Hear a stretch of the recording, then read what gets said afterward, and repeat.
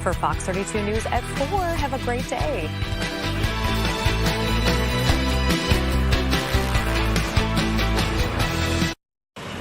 Next stop, Sherry.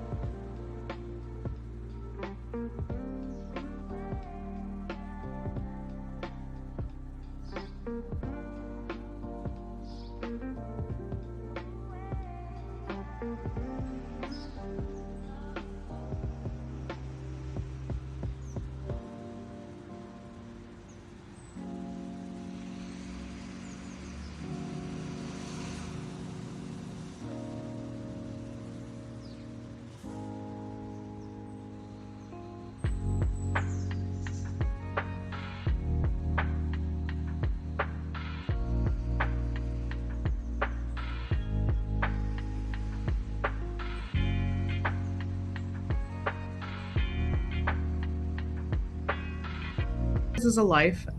We actually have, if you go to our website, wreathsacrossamerica.org, you can actually see each balsam bouquet is made of 10 different bows, and they each represent a different characteristic of those who serve our country. But that's a gift from an individual.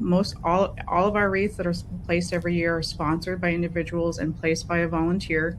And we ask that when the wreath is placed, that they say their name out loud, the person who you're placing the wreath for, and then go home and maybe look up their story, learn about their life. Why did they serve? And how do they impact your community? So it's a great way. It brings communities together. It's just a wreath, but it's, last year we had over 4 million volunteers around the country. We were in every single state, all gathering together on one day to say names and to be grateful for our freedom. 4 million volunteers. That is so impressive, and it just goes to show how many people want to get behind something like this and support something like this. I mean, these people, right, are taking time out of their day to do this on their own time. So I think that really says a lot about the organization and the message and the meaning. I agree. And I've been doing this for 19 years, and our organization's been around for 20. And once you get started, you get hooked, because it really is such a simple, impactful, personal experience to place a wreath, just the same as it is for folks that are going out placing flags today and participating in their Memorial Day events. Many of our volunteers participate in these types of events all throughout the year that bring remembrance to those who served and to the families that are still living, and make sure that they know that their loved one will always be remembered. It's so important. It's, again, Memorial Day is a great day to pause and do that, but it should be 365 for sure. I couldn't agree more. It gets a lot of attention today, of course, but it is something that we should be thinking about year round. And I love how you said that the volunteers say the names of each of these people. Why is it so important that we remember their names and their stories? Our executive director has always said a person dies twice, once when they take their last breath, and the second time when their name is spoken for the last time. So by saying the names, we're continuing to keep their memory alive, and hopefully you have a child, or by the hand placing that wreath, and maybe you can learn a little bit about that individual and why they chose to serve their country. There's lots of ways that people can serve. It doesn't have to be in the military. You could serve in your school group, in your church group, in your community, in your family. And it's important for kids of all ages to understand that they can make an impact and make their community stronger. Wow, a person dies twice. That really just had tears welled up in my eyes when you were talking there. I've never heard that before. I really like that. That's a great way to think about it. What are you seeing from families who are showing up on a day like today? Well, I always say, I talk to a lot of Gold Star families. I had the opportunity to be in DC this past week and speak with a lot of Gold Star families. And for those people who don't know what that means, it's a Gold Star family is someone who's lost someone they love, immediate next of kin, and while serving active duty in our nation's military. And for these people, Memorial Day is every day. They don't need a day to remind them that their loved one is no longer with us. And I think it's important that, these people, it's important to find ways to support their efforts to share their stories, because their stories matter too.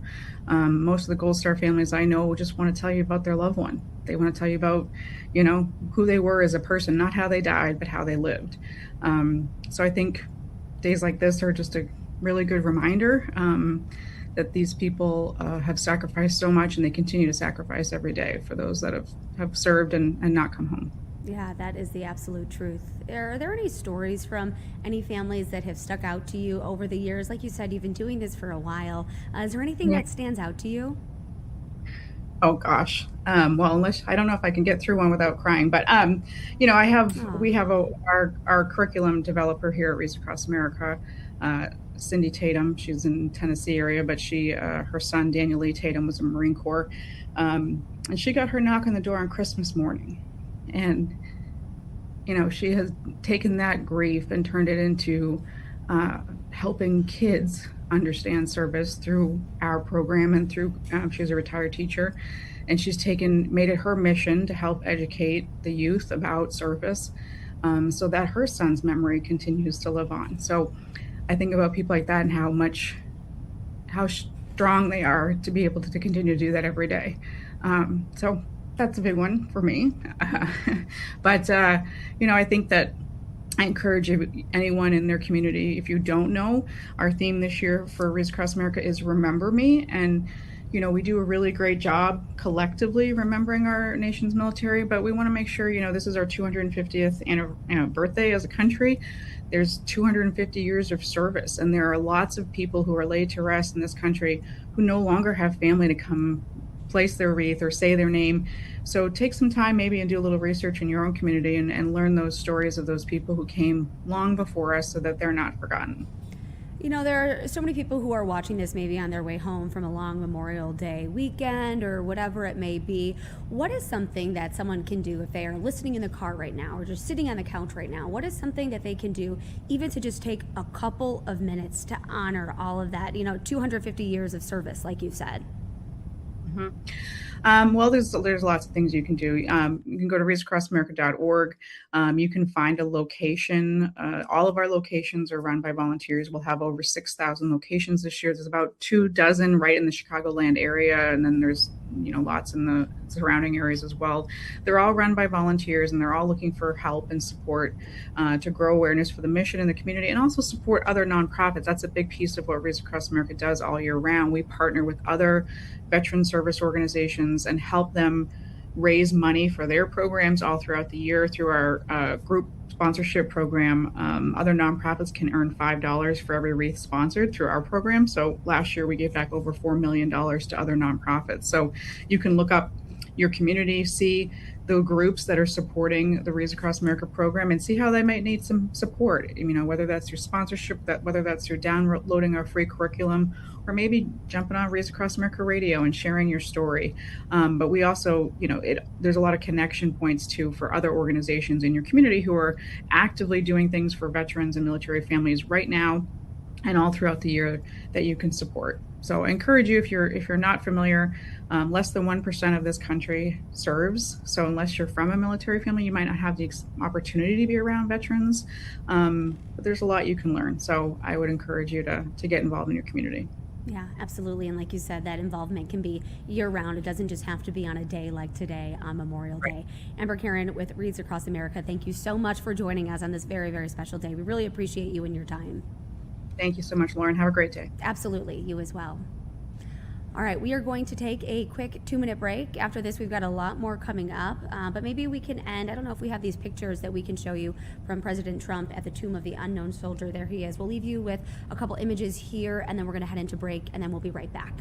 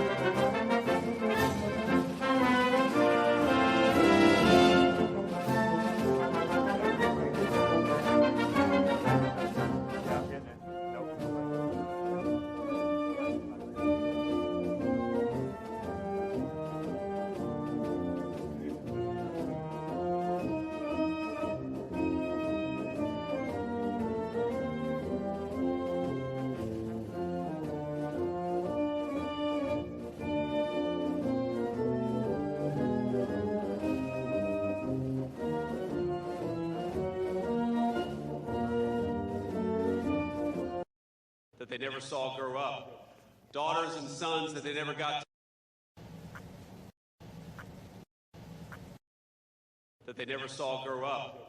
daughters and sons that they never got to hug and kiss again, loved ones, husbands.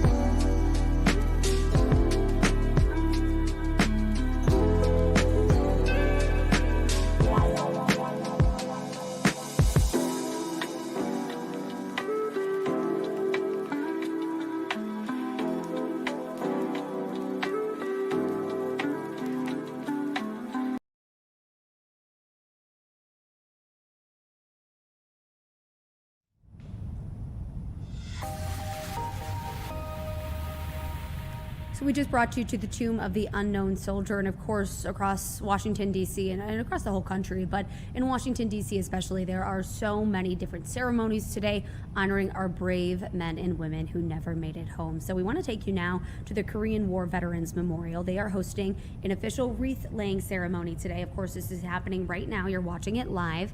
So this is what's going on right now, and then at 5 o'clock, the buglers are going to play taps all across the National Mall at the same time. It's going to be really, really beautiful. Taps is one of those things that just makes me so emotional every single time I hear it. Doesn't matter what day it is, but especially a day like today. So let's see if we can take a listen in here. To be home. And I just like to say thank you for taking this journey again with me 60 years ago. And thank you for being here to hear my story and to hear about my journey from this little town in Ohio to Vietnam and back. I made it back. And I thank you so much for coming along with me to hear some of what happened to me. Thank you very much.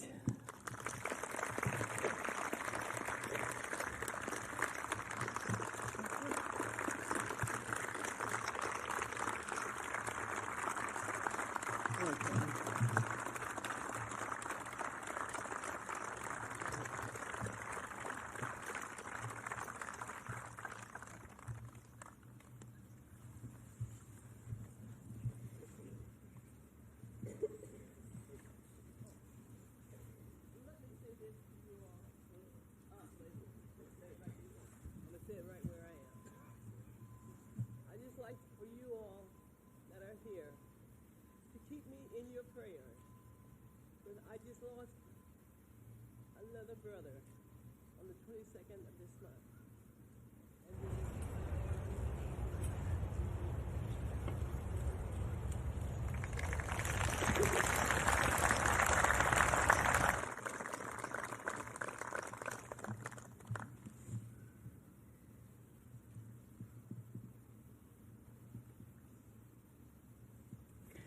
Thank you, Sergeant Major Deere, for your military service and your continuing community service.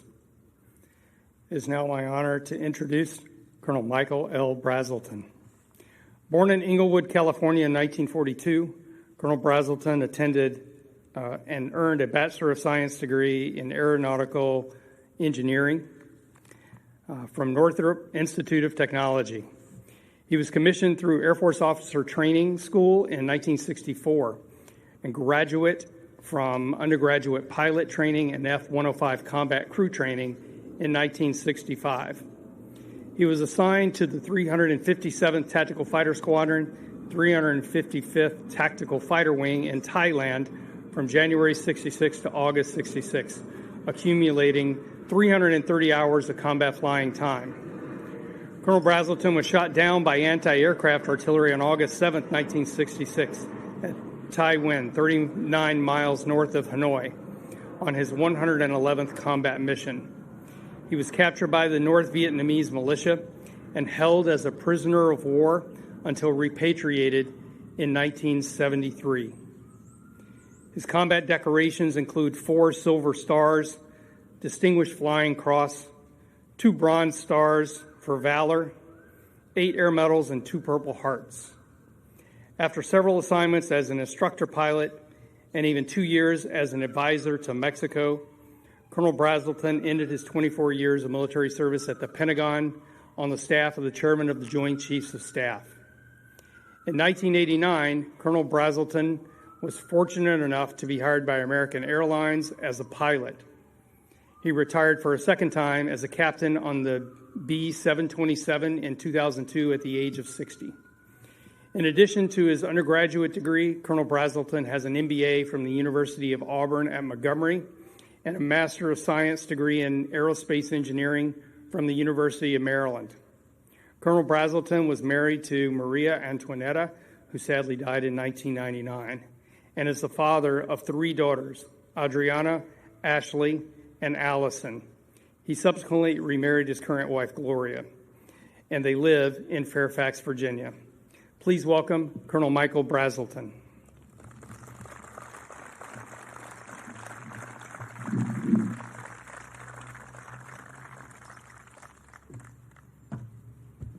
Thank you.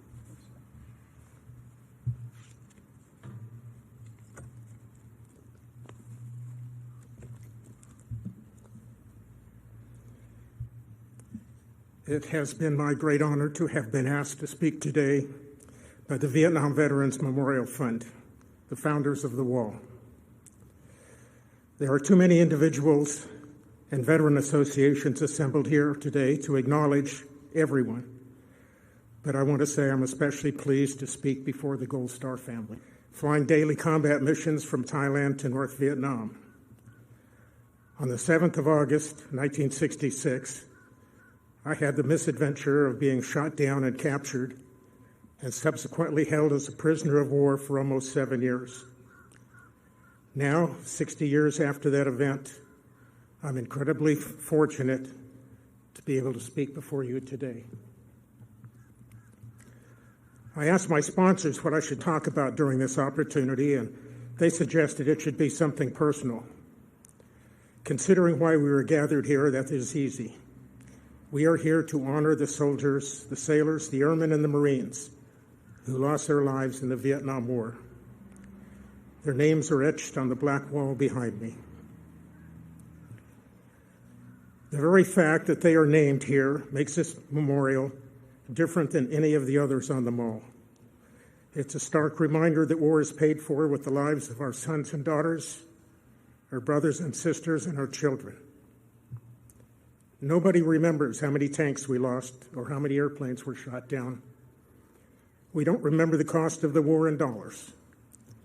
All we remember are those who became lost to us. In many ways, the day I was shot down was my lucky day. My airplane didn't explode when it was hit with anti-aircraft artillery. I ejected from my burning airplane successfully. I was not hit by ground fire while I hung in my parachute. I was not wounded during a gunfight while I was trying to evade capture.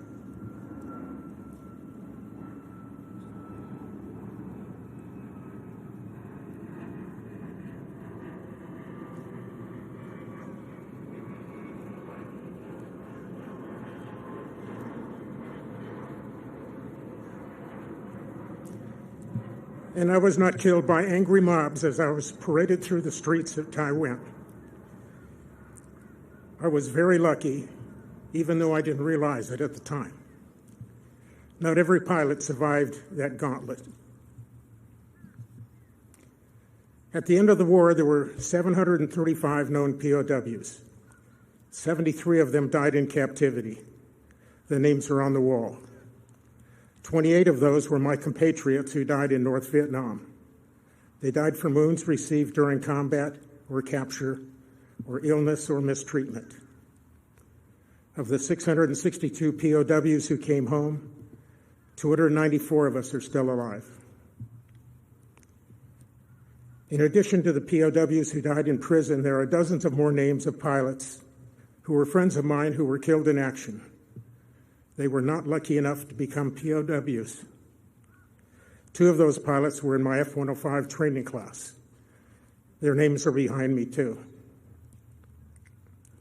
For every name on the wall, there are parents, grandparents, husbands and wives, brothers and sisters and children, and extended family who suffered their loss and continue to suffer.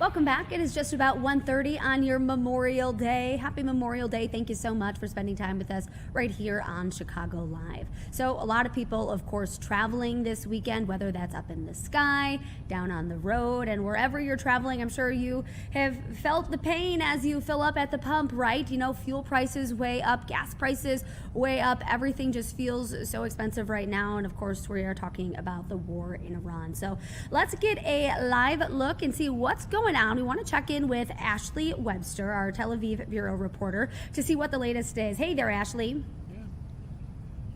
Yeah, hey there, Lauren. You know, it's interesting. You're talking about gas prices. Even the hint that perhaps a peace deal could be reached within the next couple of days immediately had an impact on the oil market. We saw prices come down, 4, 5, 6%, but it's a little bit ahead of the game because Iran today kind of putting a damper on the prospects of a quick deal being signed. They say, yes, we have some items that have been agreed upon, but we have a long way to go yet. They're more focused on just ending the conflict before getting into the nitty-gritty of what the peace deal entails. So, yes, prices, gas prices may have a temporary move lower, but it's going to take some time before, of course, the Strait of Hormuz is opened and the market itself gets back to normal. Yeah, unfortunately, it's not going to happen overnight, right? That's something that could take just a couple of weeks. No. But Ashley, what kind of tone do you think Iran is trying to set with this today?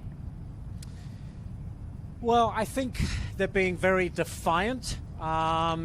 We've had a lot of, I would call, optimistic statements from the Trump administration for the last several days. They're talking about we're getting close, we're 95% of the way there, we just have a few things to sort out. But I think the reality is, and what Iran has said today is, yeah, okay, we're making some progress, but we're only just beginning the process. And let's not forget, the U.S. is not really sure who they are negotiating with. It's a very painfully slow process.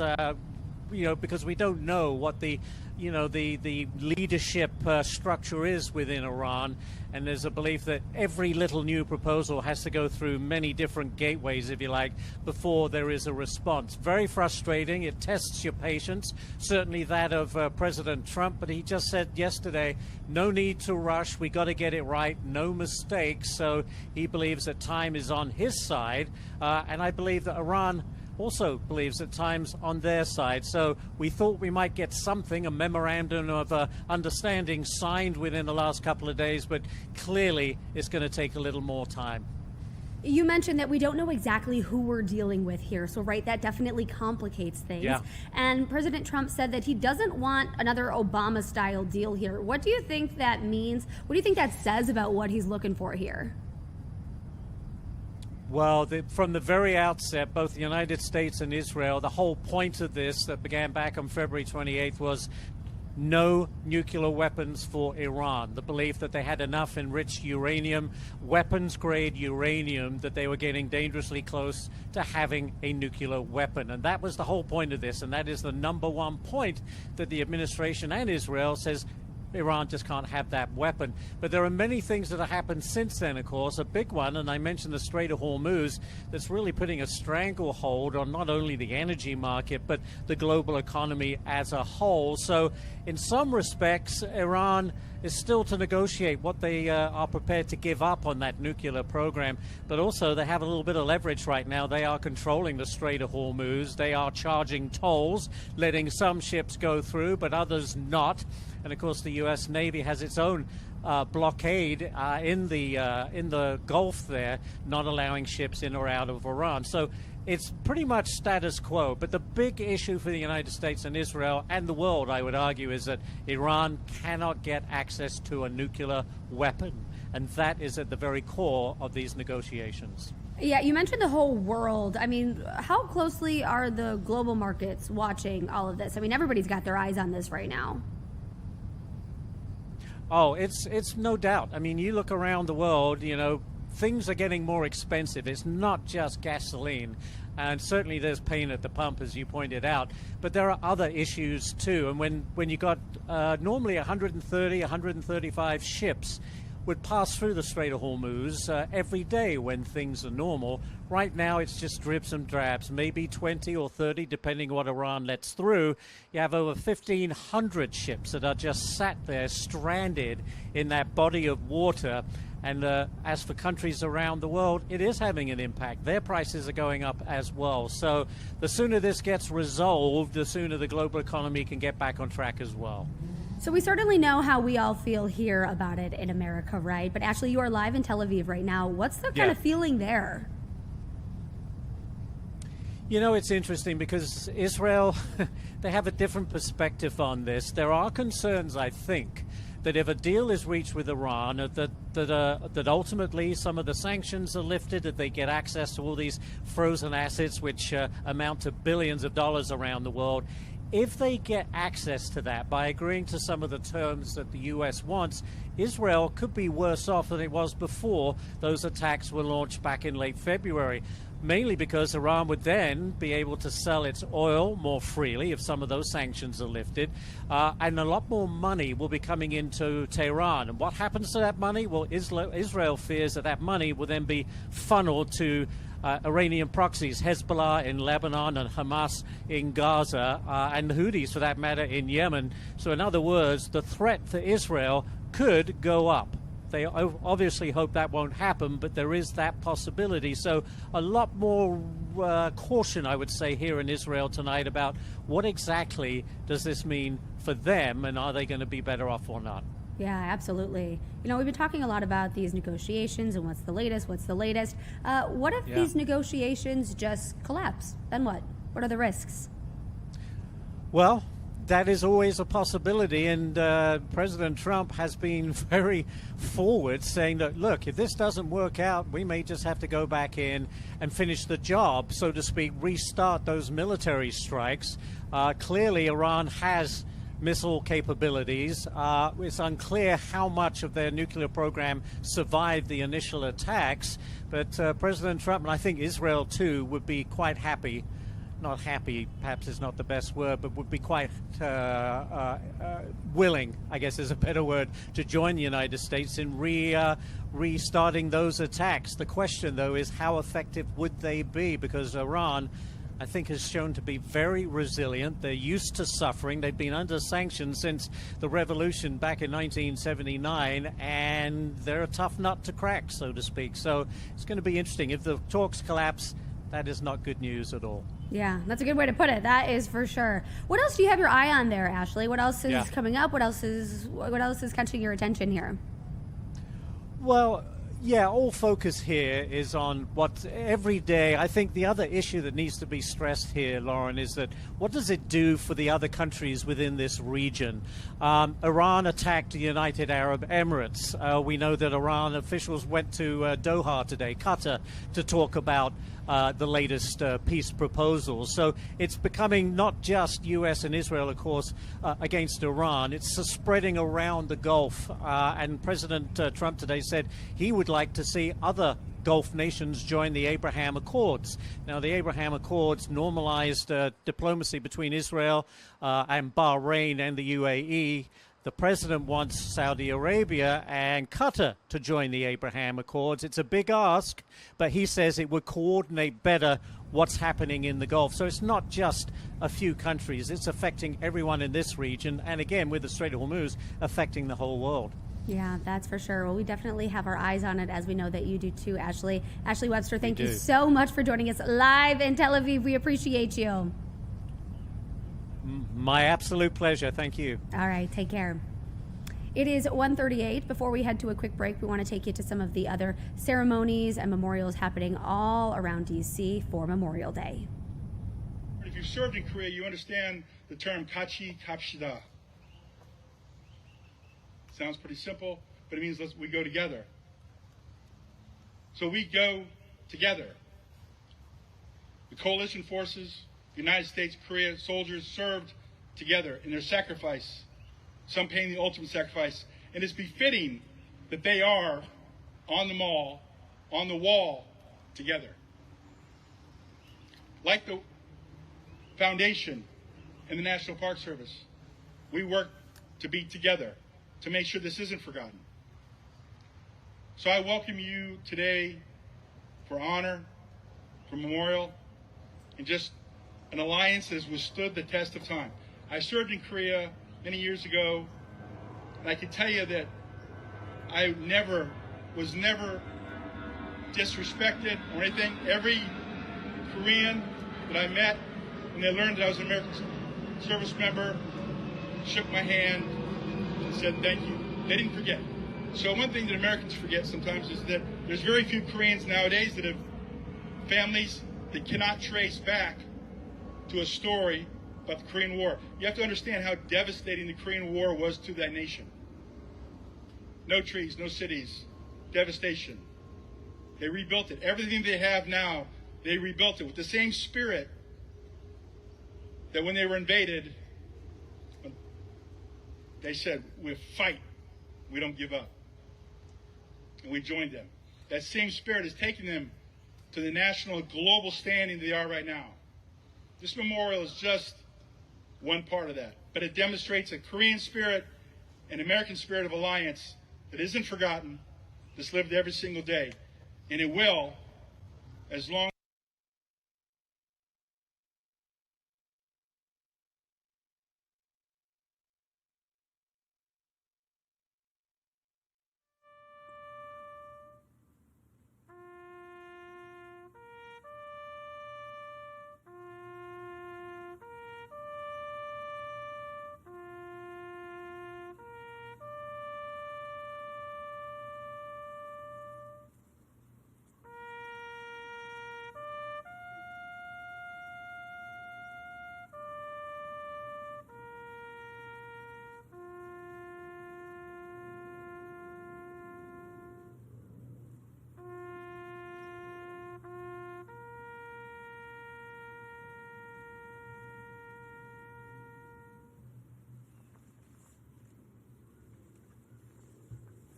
Thank you all for coming and for joining online. Thanks, sir.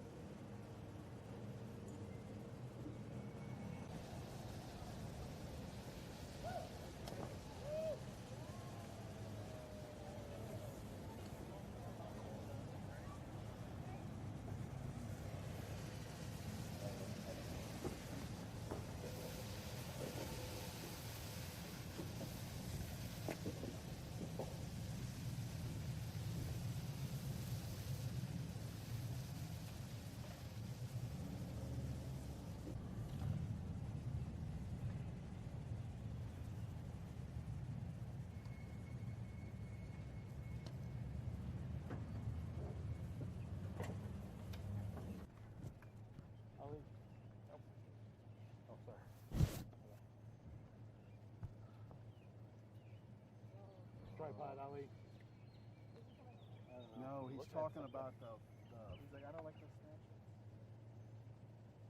Mr. President, what's the latest on Iran, sir?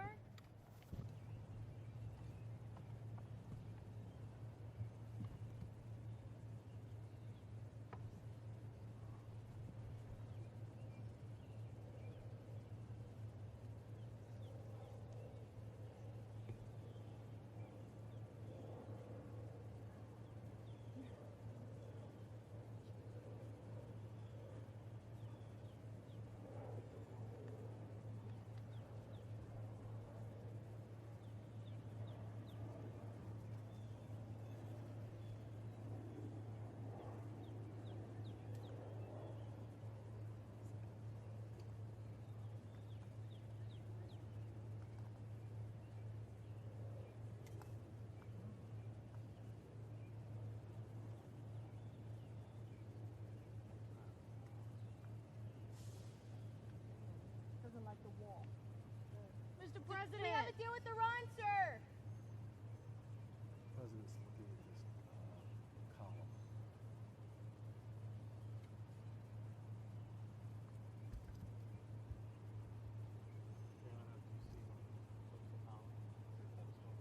Felt today.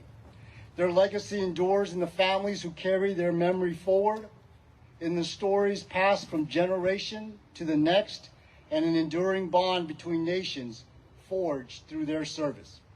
At the heart of our ceremony today is the Veterans Center section, a place reserved for our honored Korean War veterans, their families, and our Gold Star families. This section is not here by chance. It stands at the center because it represents the very core of this memorial, the living connection to those we honor and the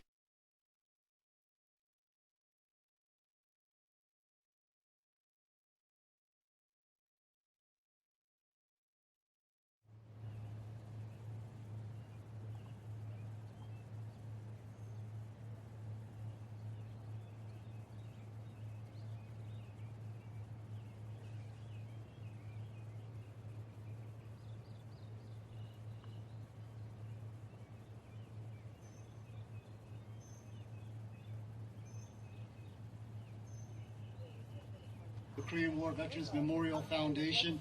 It is truly an honor to have you here with us today.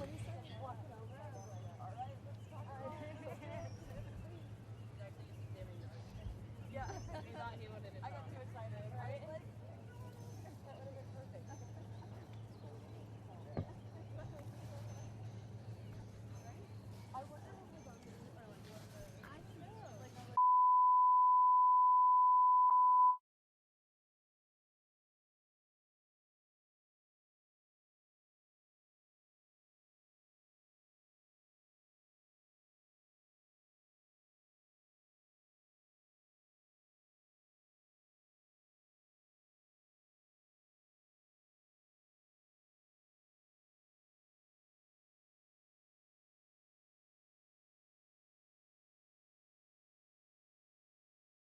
Thousand Americans who made the ultimate sacrifice during the Korean War.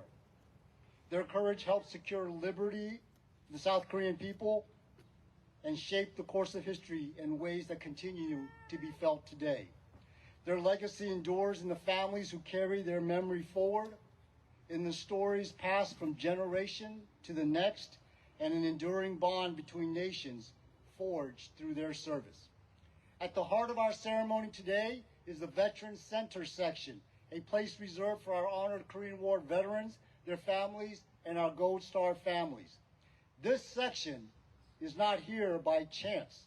It stands at the center because it represents the very core of this memorial, the living connection to those we honor and the enduring spirit of service and sacrifice. Surrounding them are friends, partners, and supporters gathered in respect, in gratitude, and in shared remembrance.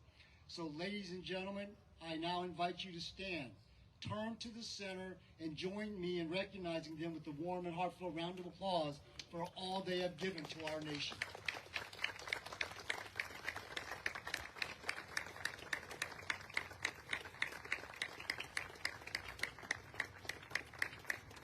Ladies and gentlemen, please continue to stand. And veterans and families, also please stand. For the presentation of colors by the Armed Forces Color Guard, the national anthem, and the invocation given by Chaplain Lieutenant Colonel Yul Sung, the Military District of Washington Chaplain. Advance the colors.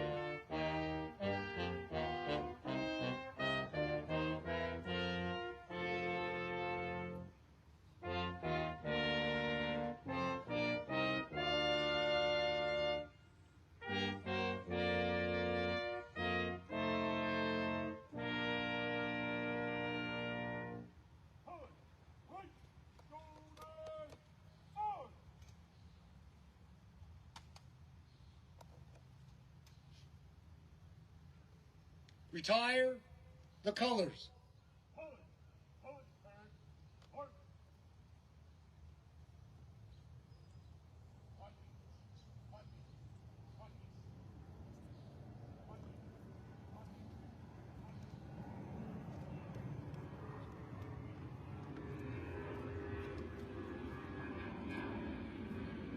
Chaplain.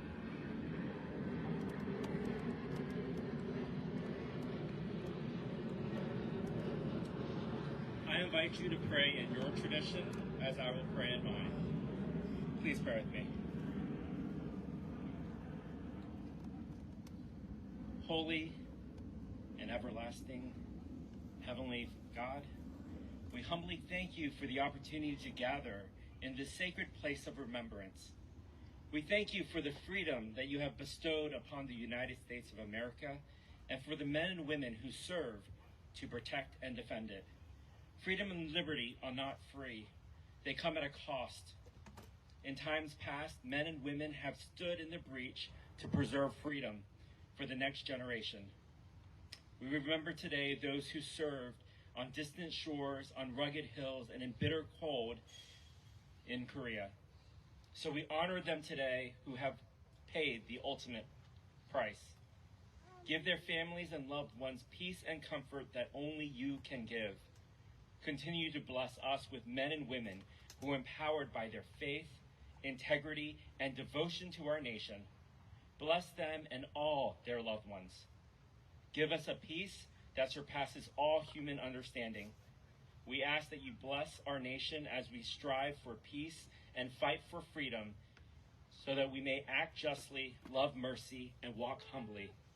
For it's in your holy and precious name that I pray. Amen.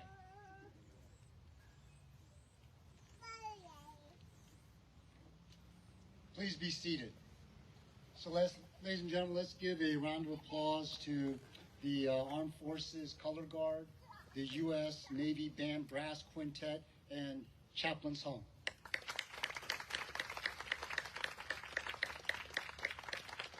So ladies and gentlemen, please welcome our host, General John Tilley, U.S. Army retired, Chairman of the Korean War Veterans Memorial Foundation, and former Commander-in-Chief, United Nations Command, Combined Forces Command, and U.S. Forces Korea. Sir.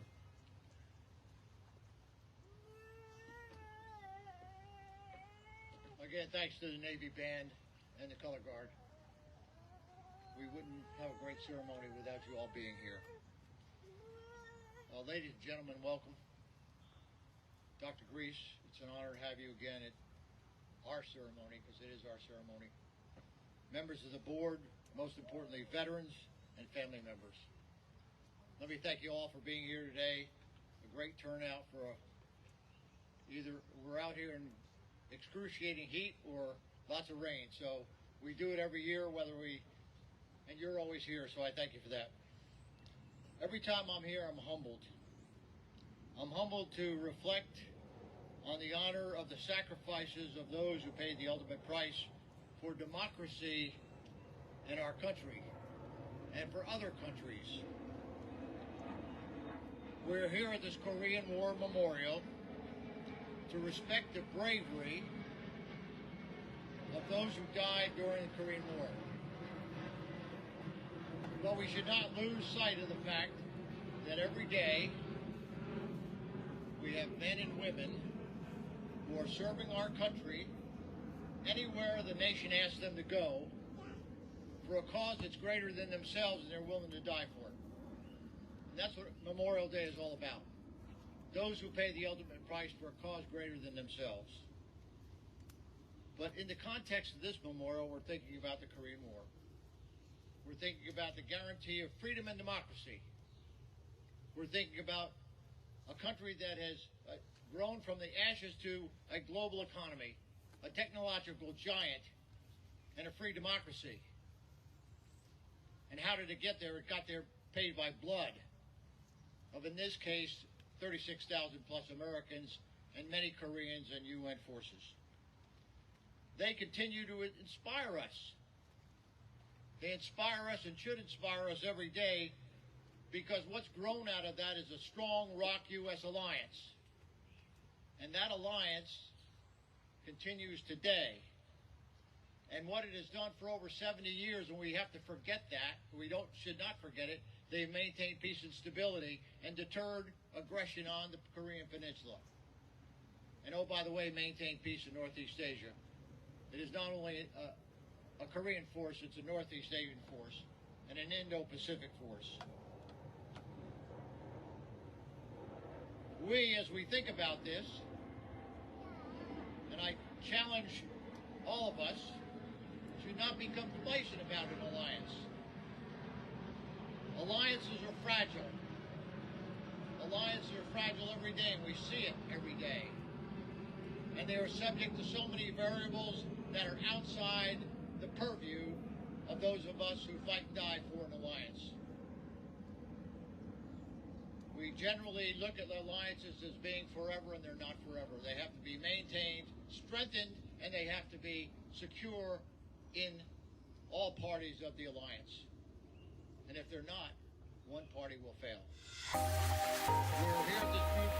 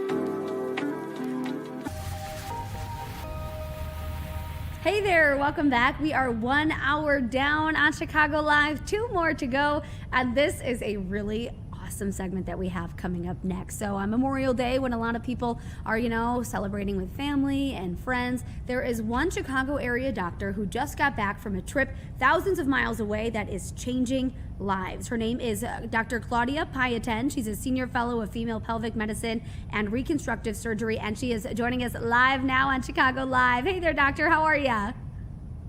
Hi, thank you so much for having me and giving me an opportunity to talk about my trips. Absolutely, yeah, trips, plural, with an S. You've been on more than a dozen of them by now. Tell us about this last trip that you went on. Yes, I've actually been on 15 trips to this specific part of Peru. Started going actually as a kid. My parents were physicians as well, and so they started doing these medical mission trips, and I was only 11 when I went for the first time. We were doing a lot of internal medicine outreach to this community, specifically in Cusco, and we went for consecutively every year. Unfortunately, had to stop going during COVID just because of the travel restrictions.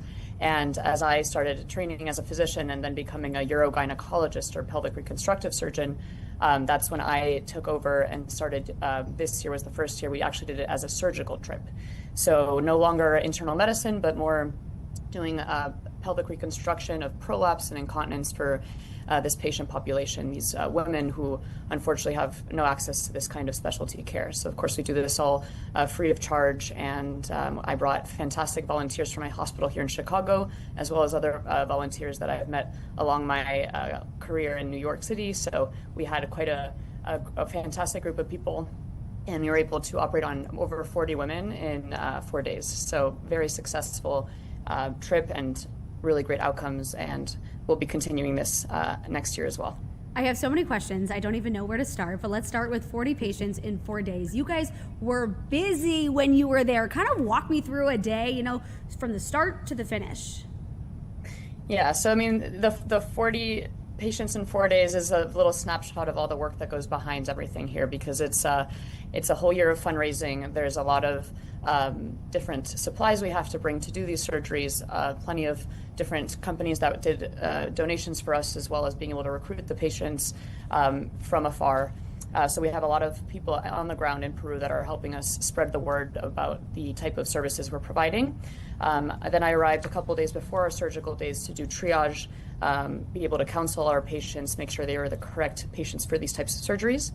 And we were using a hospital there in Cusco that's usually used year-round by Peruvian physicians, but they lent us these ORs just for the week. And we were able to just optimize the turnover of these ORs and be able to kind of get as many patients in as possible. They were long OR days, but that's what kind of makes it possible for these patients to be able to get this care in the small window frame that we're there for. Wow. So we did between incontinence surgeries and several prolapse surgeries, all from a vaginal approach. You have helped so many people. Is there any particular story that really stands out to you? I mean, some of these people traveled hours on foot just to get to you. Yeah, so actually a patient from this last trip that stood out to me, it was her and her mother that we operated on both of them actually. So kind of they took advantage of being able to travel this far away to see us and both get care. But the patient in particular, she was only 32 years old, had kind of all the risk factors of prolapse. Unfortunately, I had multiple vaginal deliveries and a lot of weight bearing, works in agriculture. So a lot of lifting weights. So all these things unfortunately can lead to prolapse. And she'd been told that because she was young, she wasn't able to get these kinds of surgeries. Those surgeries were meant for people that were older, done with childbearing. And luckily in our hospital here at Endeavor Health, we actually do a lot of uterine sparing procedures. So we don't necessarily have to take out the uterus to be able to fix their prolapse. So kind of the stars aligned with the fact that we were specifically there for that.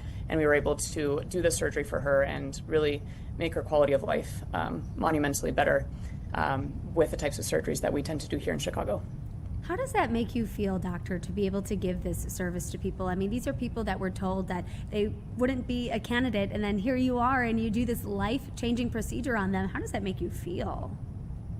I mean, this is why I went into medicine in the first place. So it makes me feel like my career is aligned with what I want to do and the purpose of why I started in the first place. I want to thank, obviously, my parents for bringing me as an 11-year-old, and the fact that we stuck with this and really built quite a robust surgical outreach program, and that's been able to keep me wanting to do this. And it's just really beautiful to see that surgery itself can create an immediate impact on someone's quality of life from so far from where we sometimes can be in our bubbles here in the United States. So I think these outreach trips are really, really important, just to remember that this is a very universal problem that women go through with prolapse and incontinence, not just a problem here in our own city. And so just using the skills that we have, I think we have to give back as much as we can in places where maybe those services are just not usually available. Like you said, it is such a universal problem, and women's health isn't something that we really talk about too openly here in the U.S. What is that conversation like there in Peru?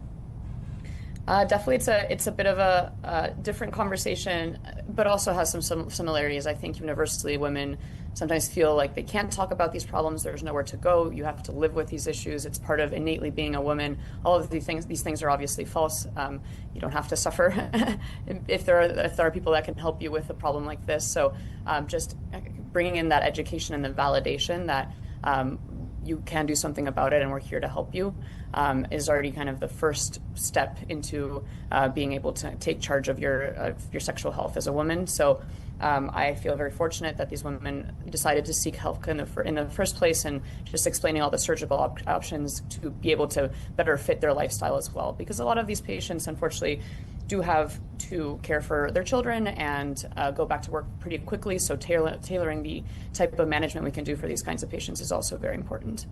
Dr. Payaten, I feel like it's kind of two parts here. One is, of course, the medical aspect that you are bringing over there. But then that second part is just for these women to feel seen and to feel heard. Tell me a little bit more about that second part.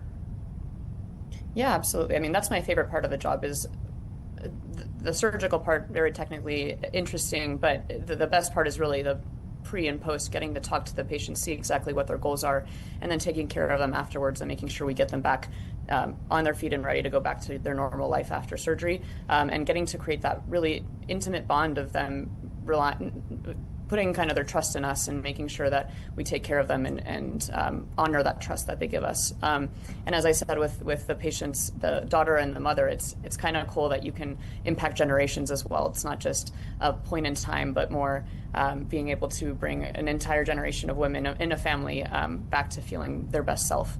And then separately during these trips, because I've gone already 15 times, this project's been established for at least 20 years now.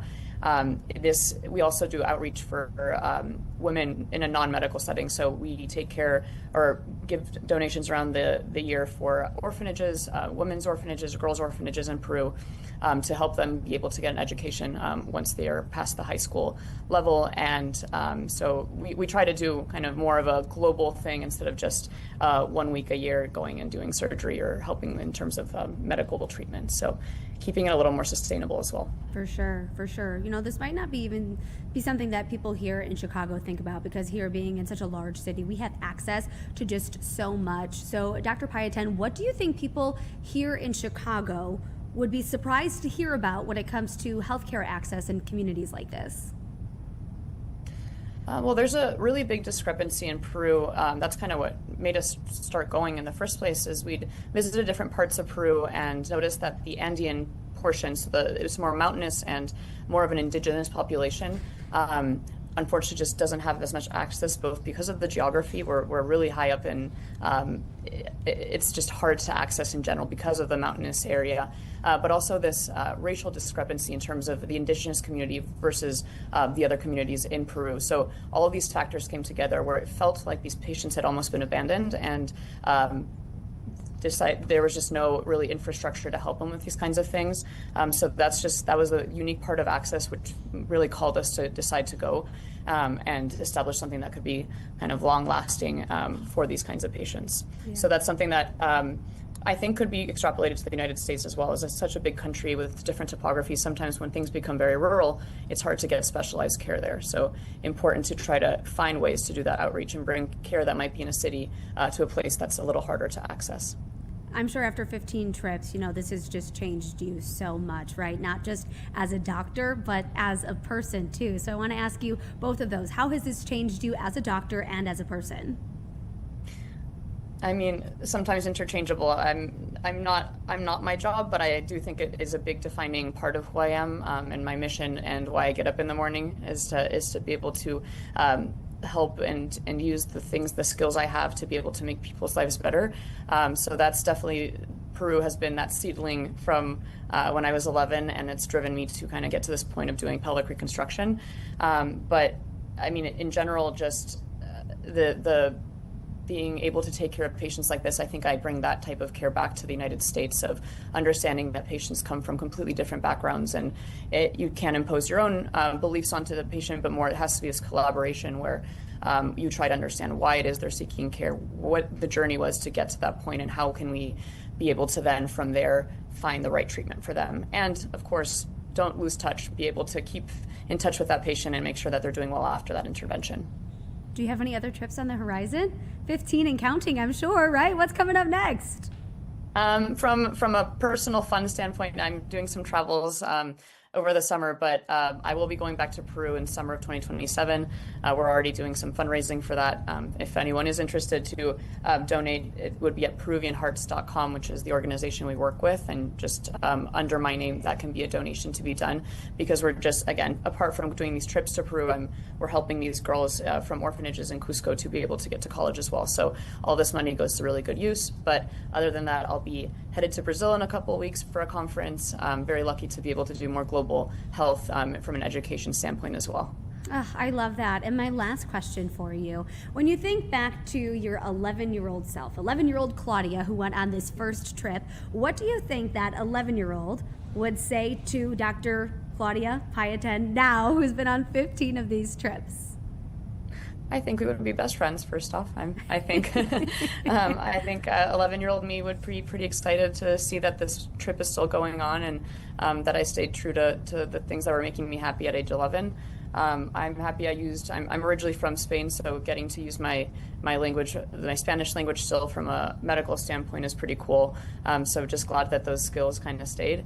And I was very impacted at 11 that I was seeing girls my own age living unfortunately in different conditions than I was, and to make sure that I took that feeling of knowing that I was just very lucky living here and being able to translate that into, let's make sure that other girls get uplifted and have at least try to have similar opportunities, is I think something that I think she would be proud of. And by she, I mean little 11-year-old me. I think 11-year-old you would be very, very proud of all of the work that you have done. Everything that you are doing is so important. Thank you so much for coming on Chicago Live to share a little bit more about it. We appreciate you. I really appreciate the time. Thanks so much, and happy Memorial Day. Happy Memorial Day to you. Enjoy. Take care. Bye. All right, we are going to take a quick 2-minute break, and when we come back, we're going to take a hard right turn or a hard left turn, whichever direction you want to go. We're going to be talking about bears. We got some new information today out of Arlington Heights, so Brett Bagansky is here to break it all down in 2 minutes. We'll be right back.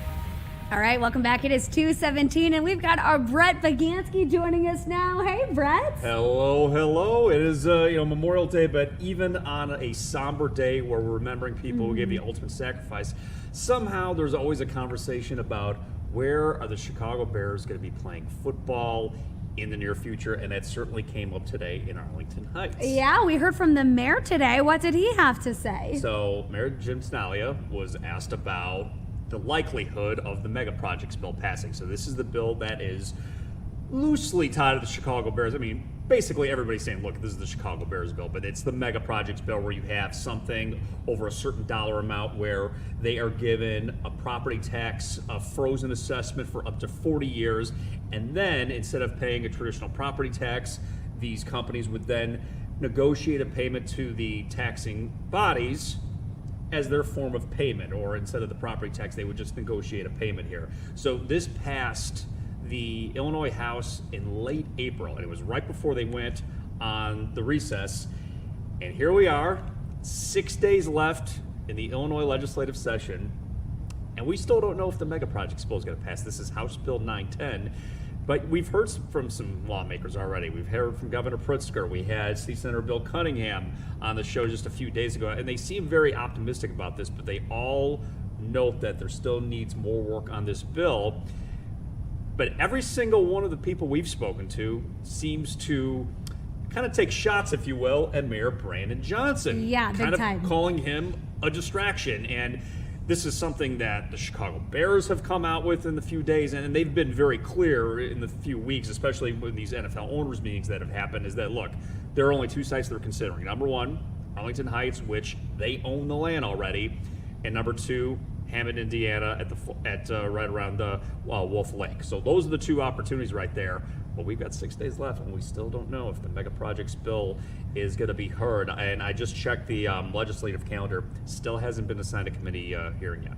Ay. So what are we following for your story today? What are we going to hear in your story? So a lot of it is just where the bill stands right now, and what are the big obstacles in the way right now. So State Senator Bill Cunningham talked about those three big obstacles, which you can see at 4, 5, and 9 o'clock tonight on Fox Chicago. But it's one of those things also where government just works very, very slowly. And even though you have lawmakers who still feel like this bill is going to eventually pass, and they're going to wait until the last minute because that final day of session is Sunday, you have others like Indiana Governor Mike Braun also coming out. He was on Fox and Friends yesterday when they were doing live shots for the Indy 500, and it was Governor Braun that said they had the momentum, and that they had, when they asked him what are the odds, he said 65-35, meaning 65 Indiana having the possibility of doing that.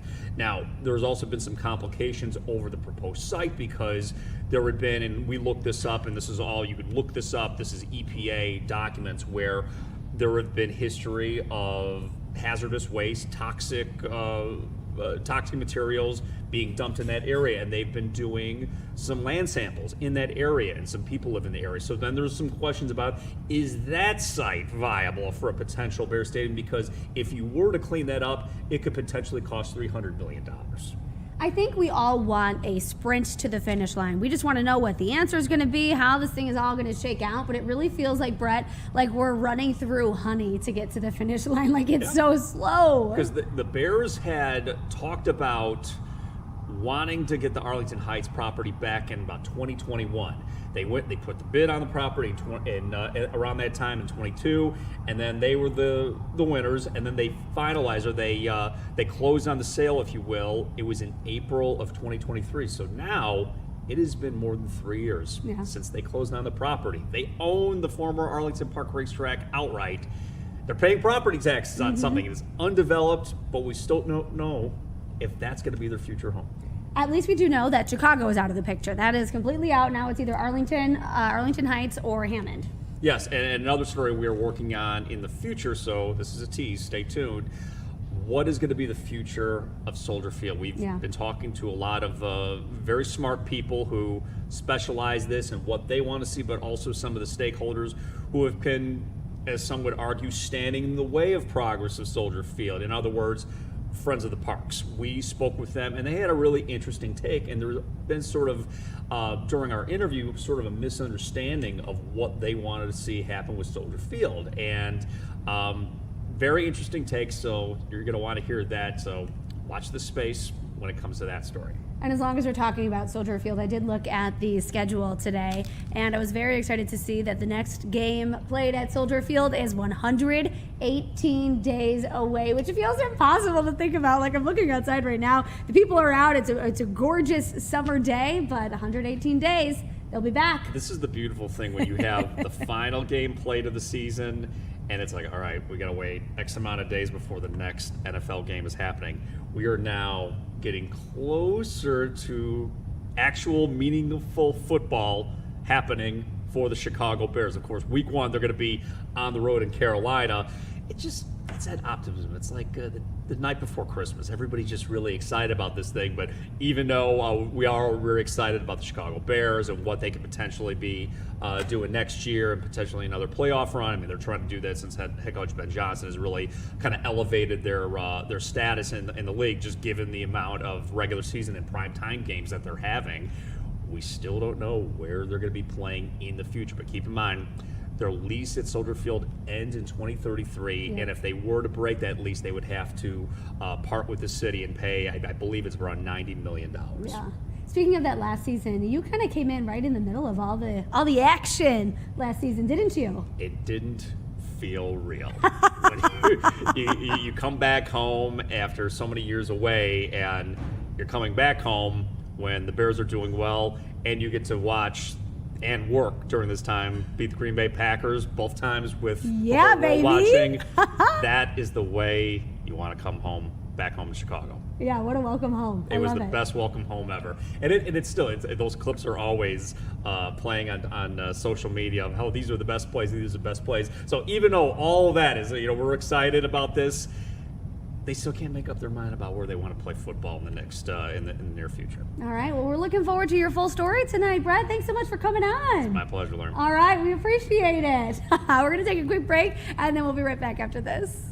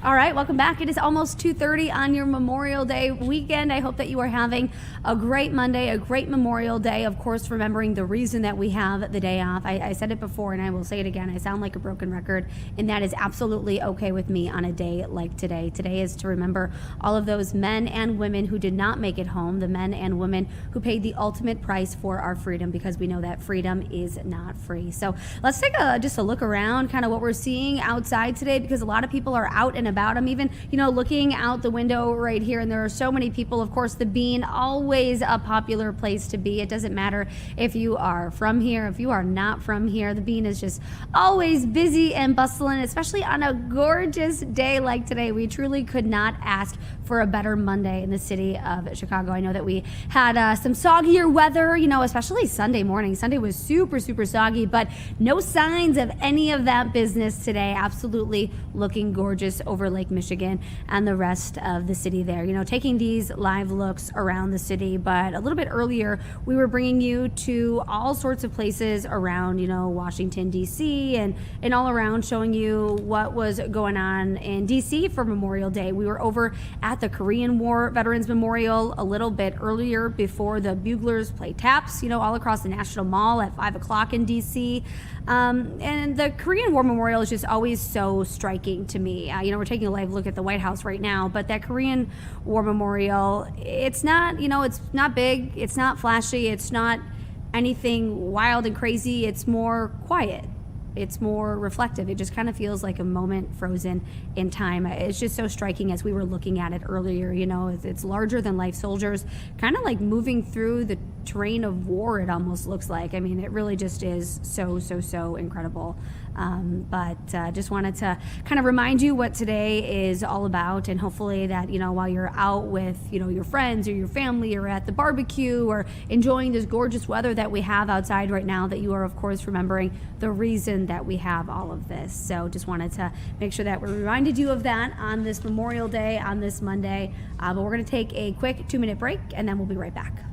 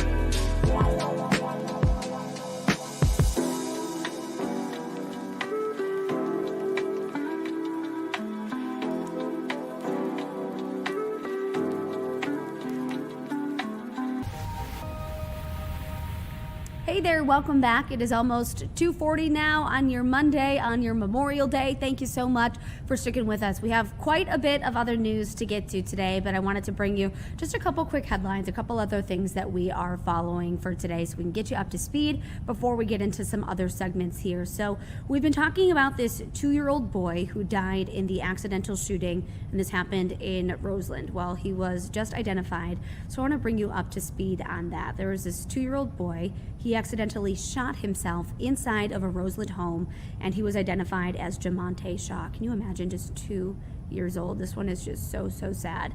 So the shooting happened on Saturday afternoon.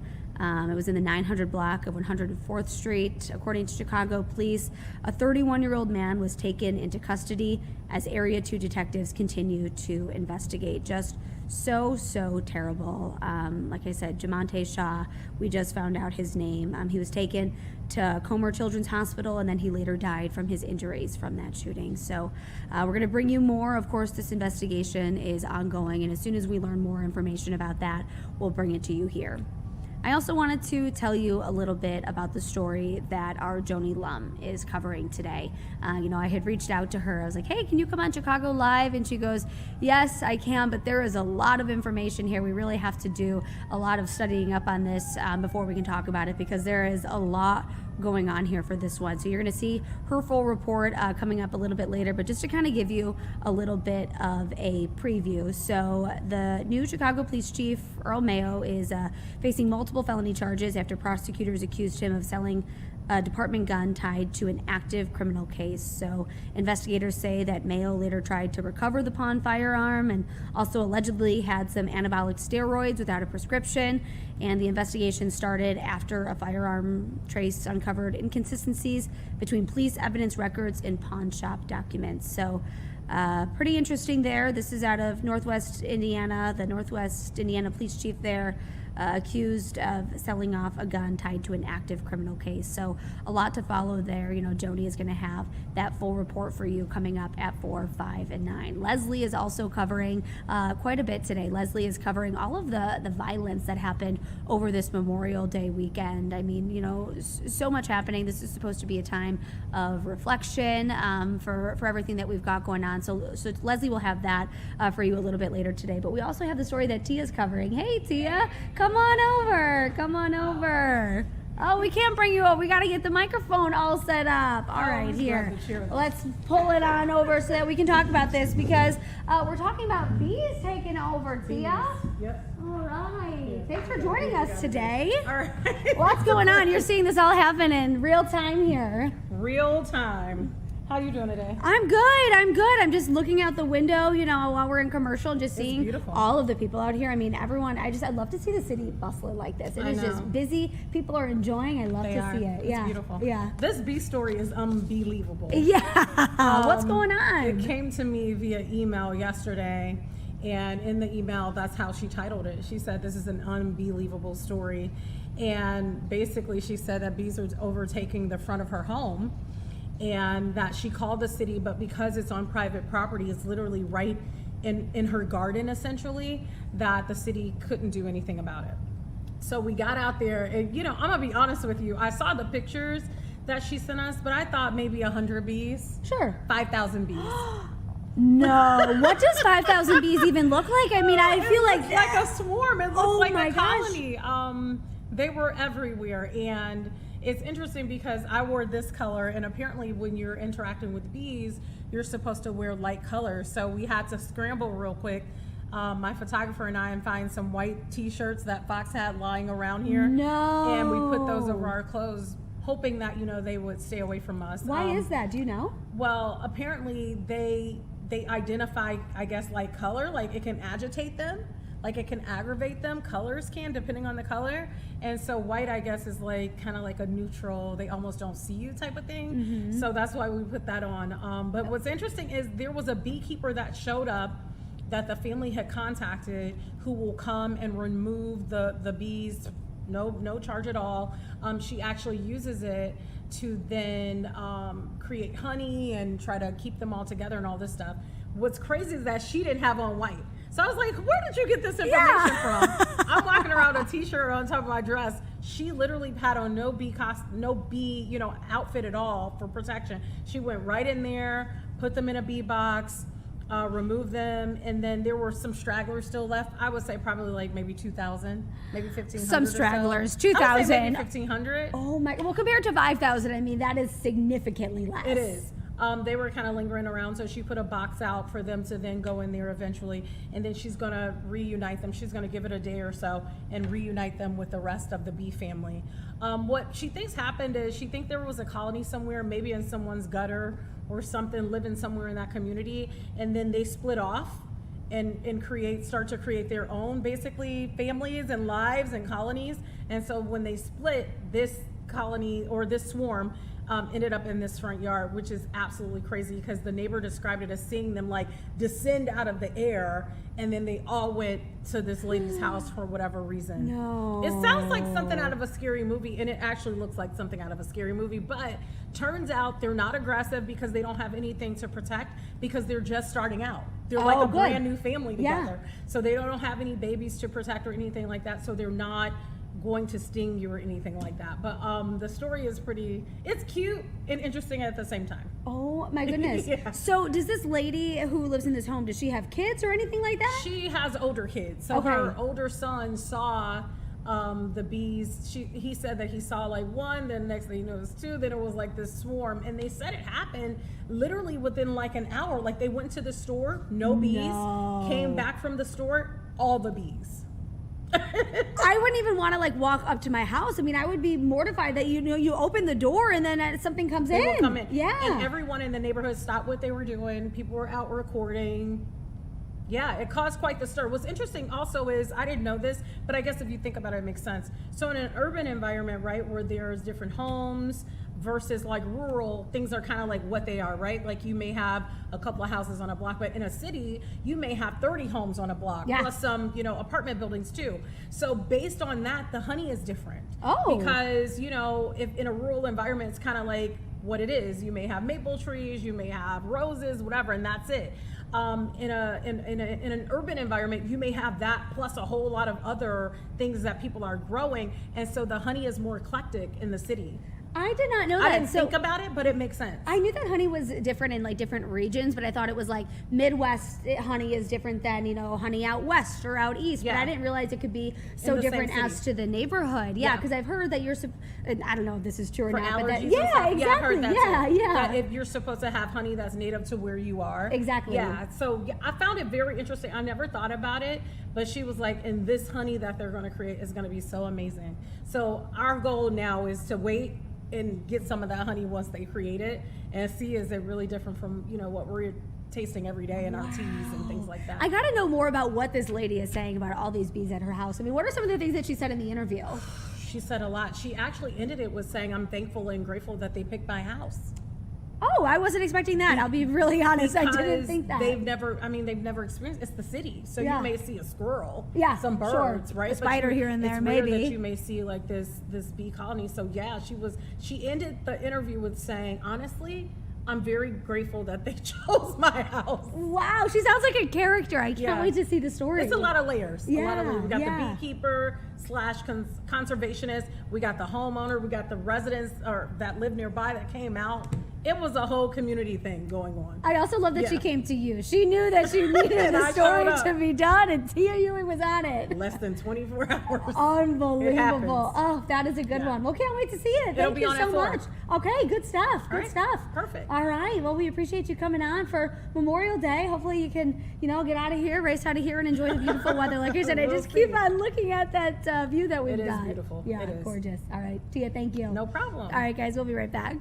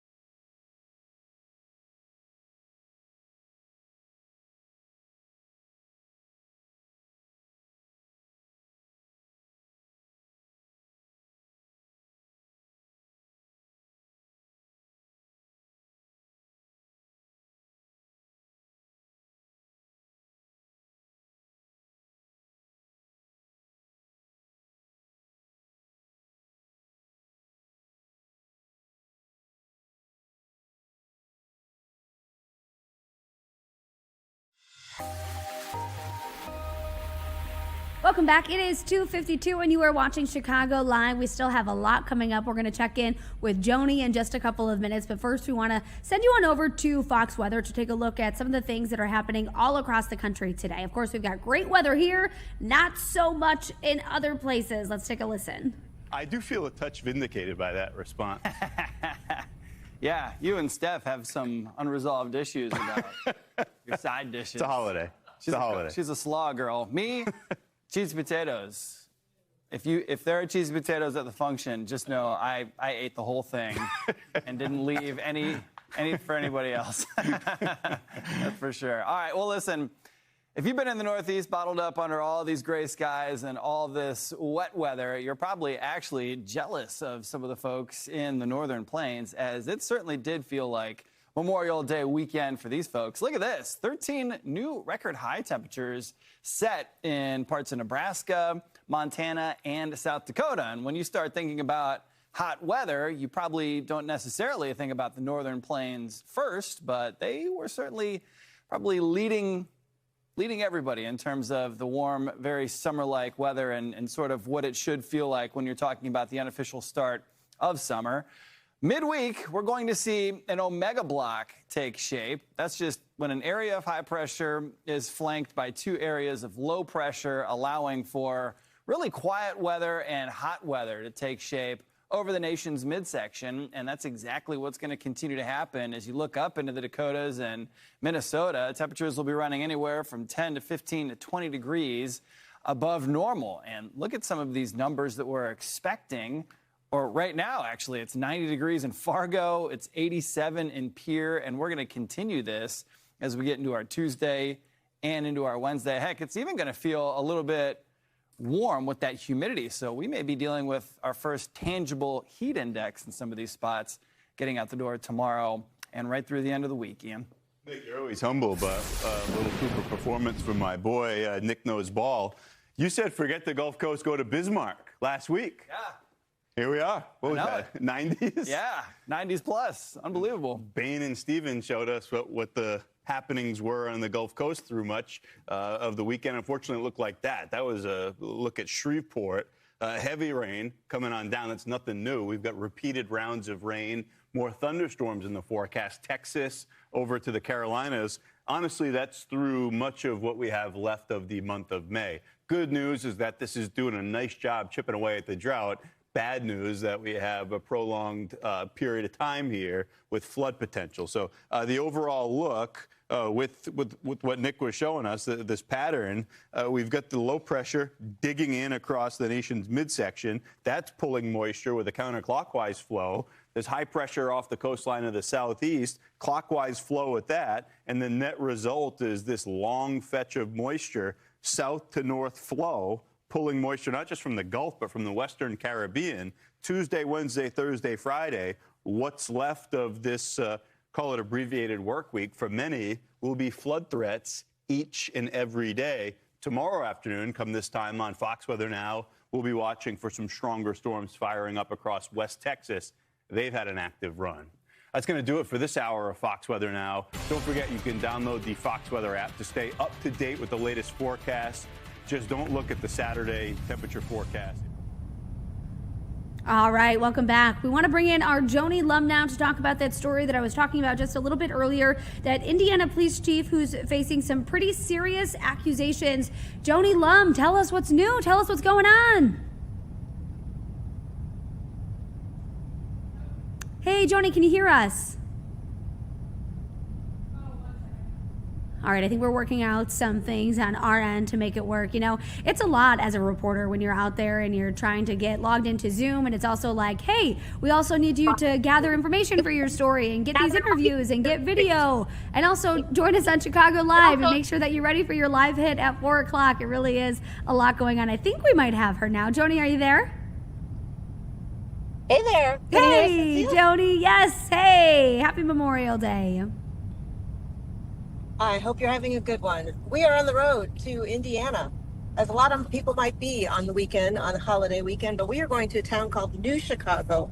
And maybe you saw over the weekend that their police chief there was charged in a Lake County criminal court with theft and misconduct of a public servant and other things for allegedly trying to sell a piece of evidence. It was a gun that he allegedly tried to sell in a pawn shop for his own profit.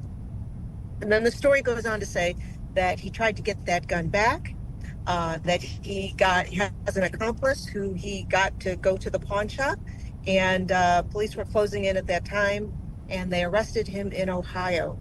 What a story all by itself. But when you add to that this is the son of the man who just won the Democratic nomination for Lake County Sheriff, Jerry Williams, who is with the state police in Indiana, considered completely clean, no political connections, was a shoo-in for the general election, which is coming up.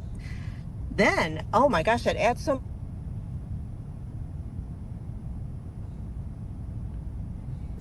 Hey, Joni, I think you froze. I don't know if you can hear me, but it looks like your shot froze. But like Joni said, she's on her way to Indiana right now. She's heading over to New Chicago to cover this story. So, of course, we're going to have more for you just about an hour away. Coming up at 4 o'clock will be her first report, and then again at 5, and of course at 9. So that is definitely something that we're going to be covering all throughout the evening, all throughout the night tonight. So definitely stay tuned for that.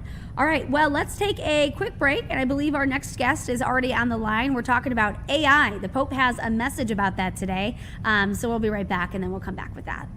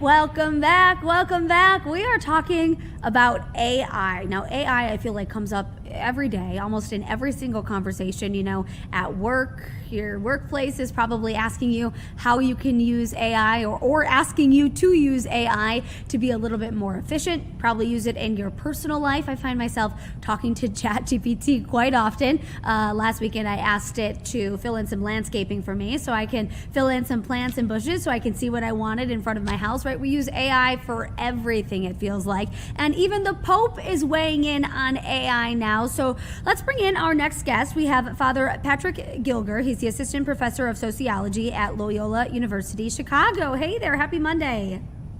Happy to be with you, Lauren. Thank you. Absolutely, absolutely. So tell us a little bit more about what the Pope is saying. Yeah, Pope from Chicago, we have to talk about it here in Chicago. But really, I think the things that he's talking about are so important that people all over the world are going to be paying attention to them in very short order. So the document is called Magnifica Humanitas, which just means what we would think it means, magnificent humanity. And it's from that kind of focused attention at the center of the giftedness, the beauty, the magnificence of what it is to be a human being, that the Pope wants to think through what artificial intelligence might be doing to our ways of engaging with one another, thinking about ourselves, what it means for work, what it means for politics, what it means for war, what it means for human relationships. He's trying to offer thoughts on all those things kind of from within the listening heart of the church. He called it one of the biggest challenges facing humanity. I mean, that's a pretty strong statement. What do you think he means by that? Yeah, the biggest thing that I think he's trying to do these days is to listen closely to what is going on in our broad world today and in all kinds of ways, which doesn't mean necessarily taking responsibility for everything. It doesn't mean that the church has to step in and take charge, but it does have a voice. It does have something to say about the things that are going on in the world today. He said, in fact, Pope Leo said in his opening introduction to the book, to the new encyclical this morning in Rome, that this is a document that was born from listening. And then he listed all of the people that he's been trying to listen to in his generation of the new encyclical: political leaders, scientists, engineers, parents, teachers. But not only these people who have lots to say and are concerned about the future of a world that can be so structured by artificial intelligence, but then he also says has this very beautiful note that he also says he's been listening to the silence of those who have no voice when decisions are made. And that attention of his to those who can speak loudly because of the financial or status resources that they have, and those who cannot speak so loudly, the Pope has been listening to all of those different things and trying to help us think through the kind of world we want to build using these tools of artificial intelligence, which are not neutral, but that does not mean they're bad. They're just tools. He also talked about a culture of power driving the AI race. Tell me a little bit more about that.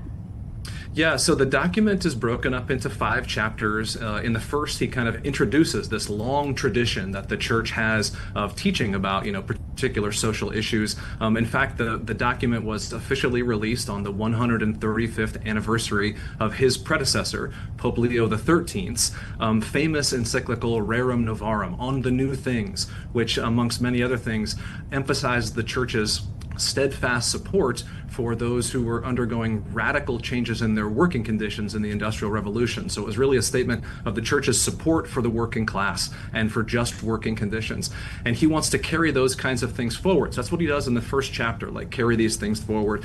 And then in the second chapter, he gives us principles of Catholic social teaching. He lists 5 of them, but these are things like the common good, the universal goodness of the human being, care for our common home, this kind of stuff. But then he carries those principles through how they can help us shed light on what's going on in artificial intelligence. And the lines that you're bringing up there about the culture of power come in the 5th and final chapter, when he's really looking towards the state of the world today. And he laments and criticizes the way that he thinks our world is being increasingly taken over by what he describes as a culture of power. In contrast to that, he wants to propose that we consider, Catholics and others of goodwill, consider taking up and participating in what he calls a civilization of love that begins from relationships, human, face-to-face, interpersonal, across the dinner table, over a cup of coffee, relationships with one another, human relationships. You and I, Lauren, right here, like speaking with one another about all of these different things. That kind of civilization of love can be built up, which is very different from the us versus them mentality that can characterize a culture of power. Yeah, kind of like you said, the Pope said that AI should, what was it exactly? He said that it should serve humanity, not control it. So how do you think that we're already maybe losing that balance of power?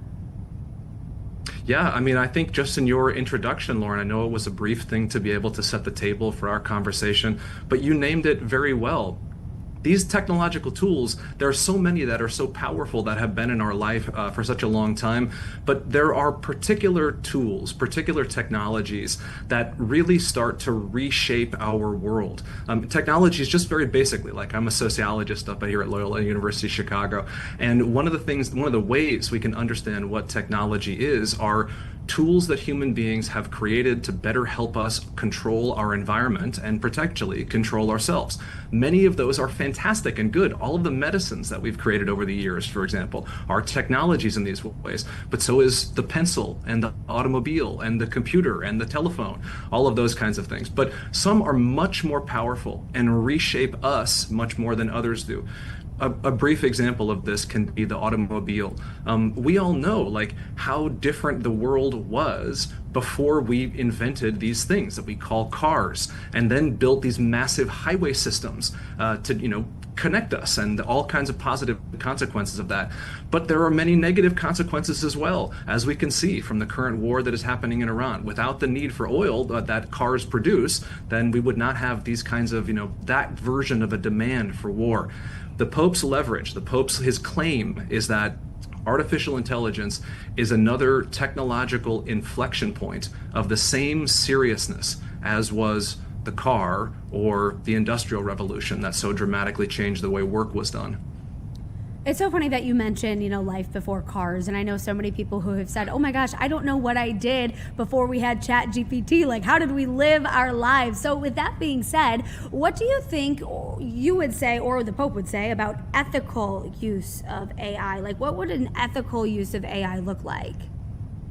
Yeah, that's a great question. Right at the end of the document, Pope Leo starts to list what he calls, so he gives us this whole analysis, right? He's telling us this whole story, a long story, many beautiful things in it, many hard things that are in it. But often, this is one of the things that myself and other academics like me can fall prey to. We're much better at diagnosing problems and telling stories about the problems than we are at offering solutions. So I criticize myself in these ways. But Pope Leo does offer a vision for the kinds of things that he thinks can help us build this civilization of love that he's calling for, in contrast to a culture of power. He lists 5 paths, he calls them, at the end of the document. I'll quote him here. He goes, "I would like to list 5 paths toward daily and public responsibility. 1, the need to disarm our words." So just an aside there. When Pope Leo was elected, he stepped out on the balcony, the loggia at St. Peter's. The first thing he said to all of us, Catholics and friends, was, "Peace be with you." And then he talked about a disarmed and a disarming peace.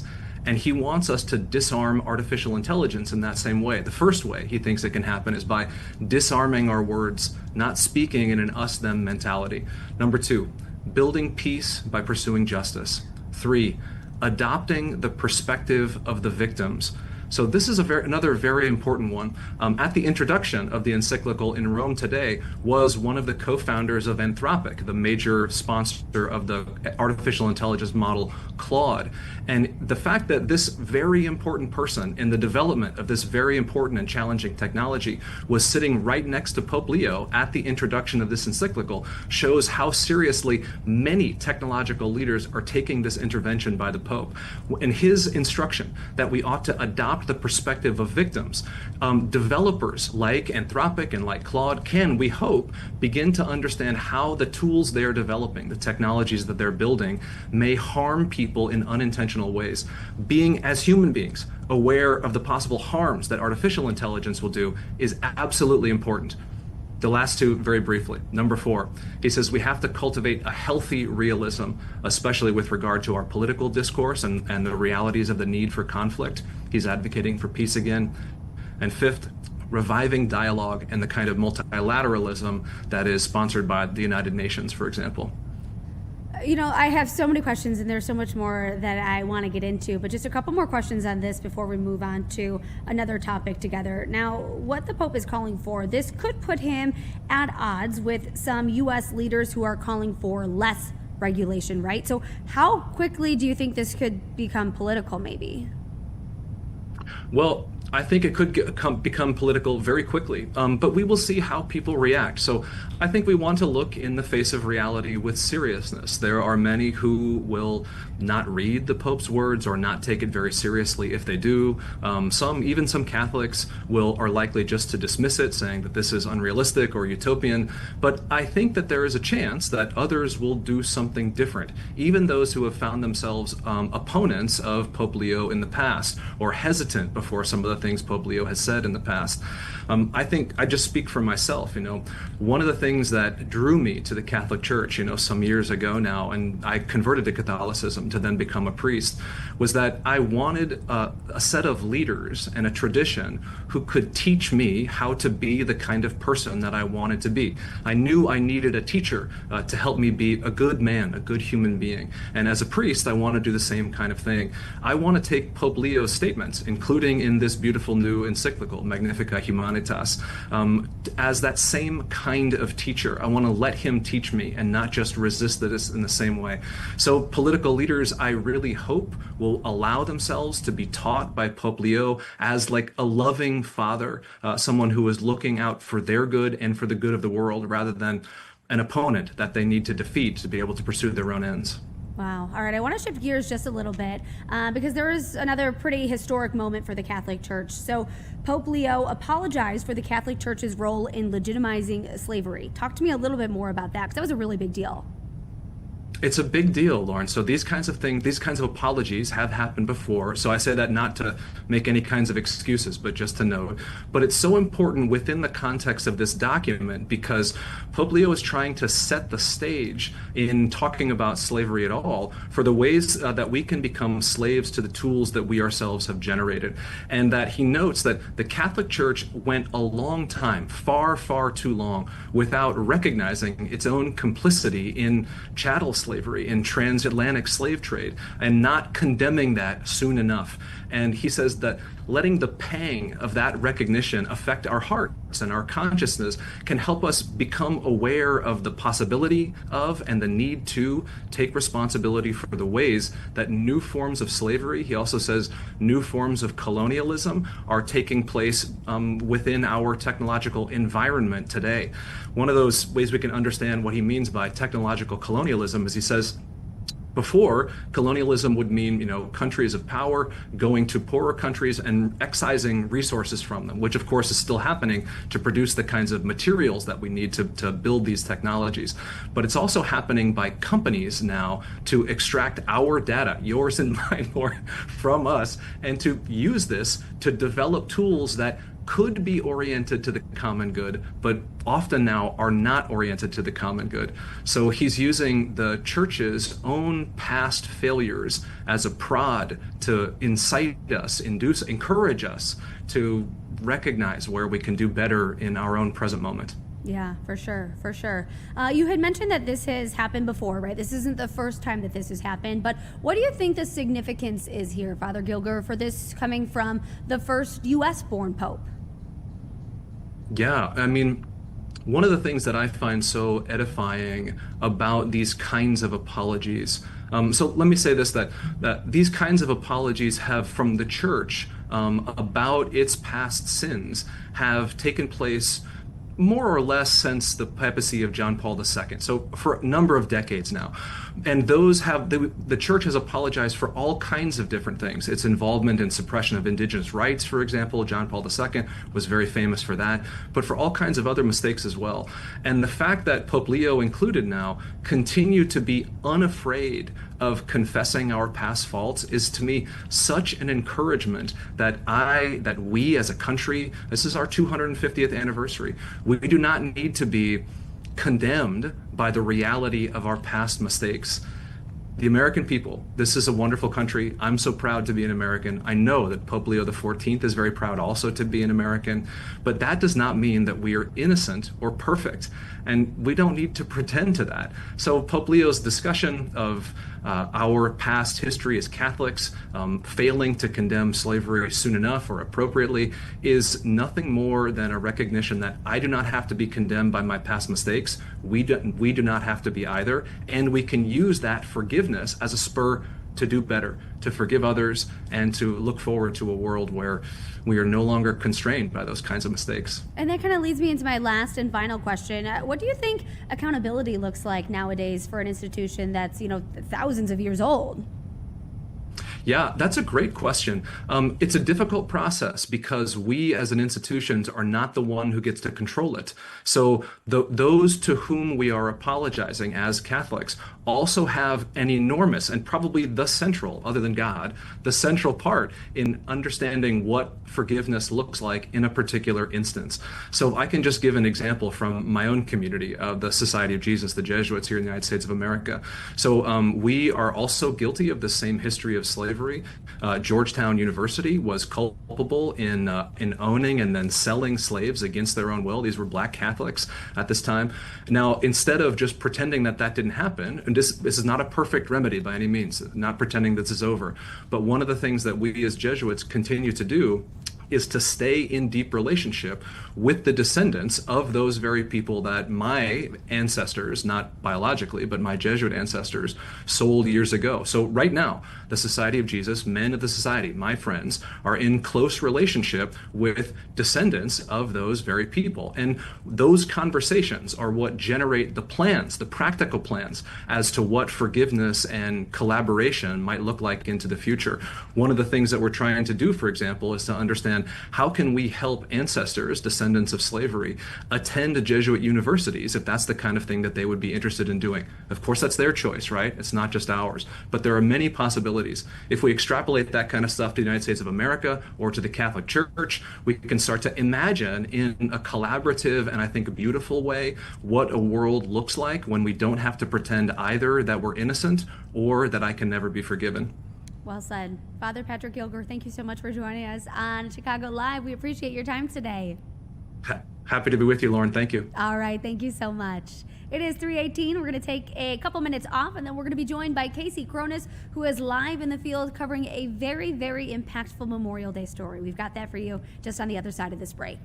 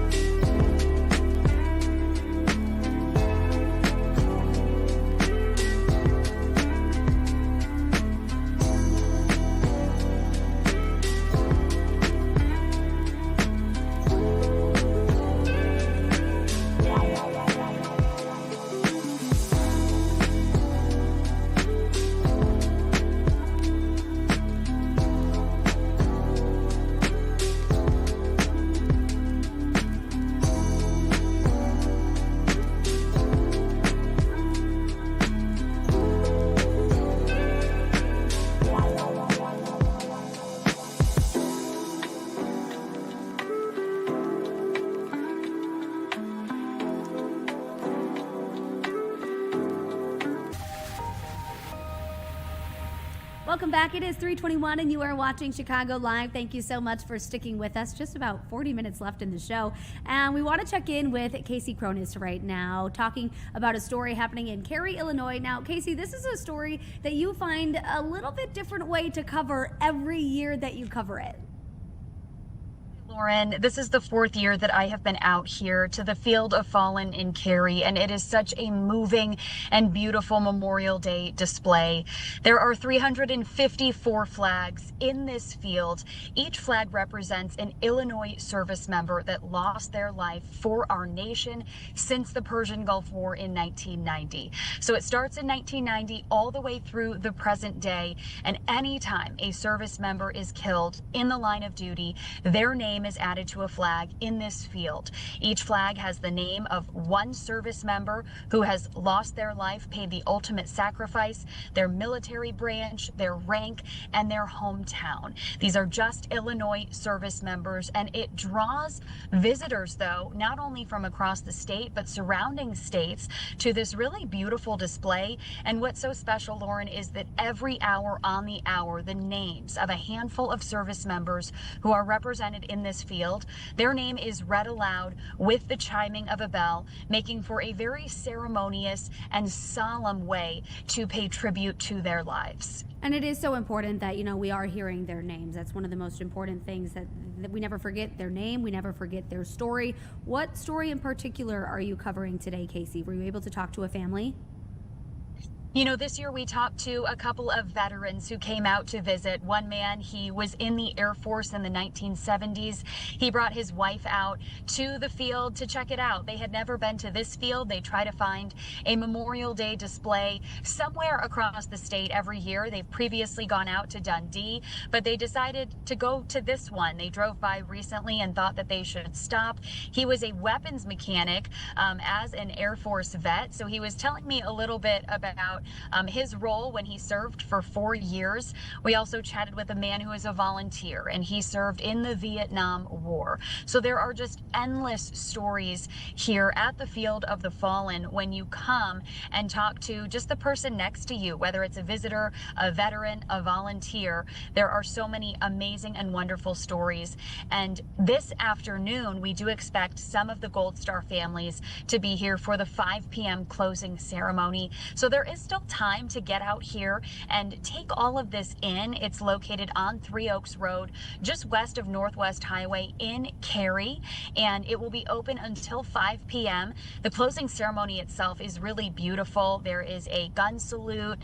There are some speakers, and again, some families of representatives who are in this field do show up and pay tribute at that time. And afterwards, what makes it even more beautiful is all of the volunteers and visitors who are here at the time after that closing ceremony.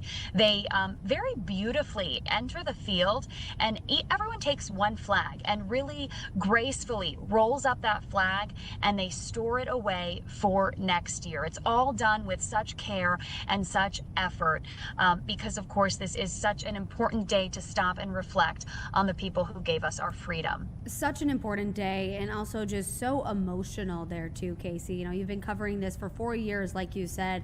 What have you seen maybe change or different in the last couple of years? I know it's so important that you can be there year after year to just see all of this happen. Last year there was a service member from Joliet whose name was added to the field, and that was incredibly difficult to watch.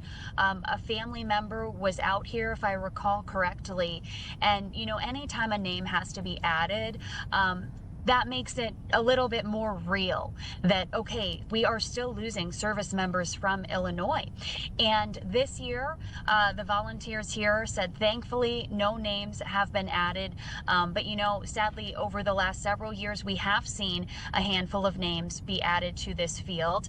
Not something we want to see, but it is a beautiful way to offer their families just even a little bit of closure. Yeah, just making sure that they are always remembered. Well, Casey, we know that you are putting together your 4 o'clock report, so we'll let you go. But thank you so much for checking in from Cary. We really appreciate you today.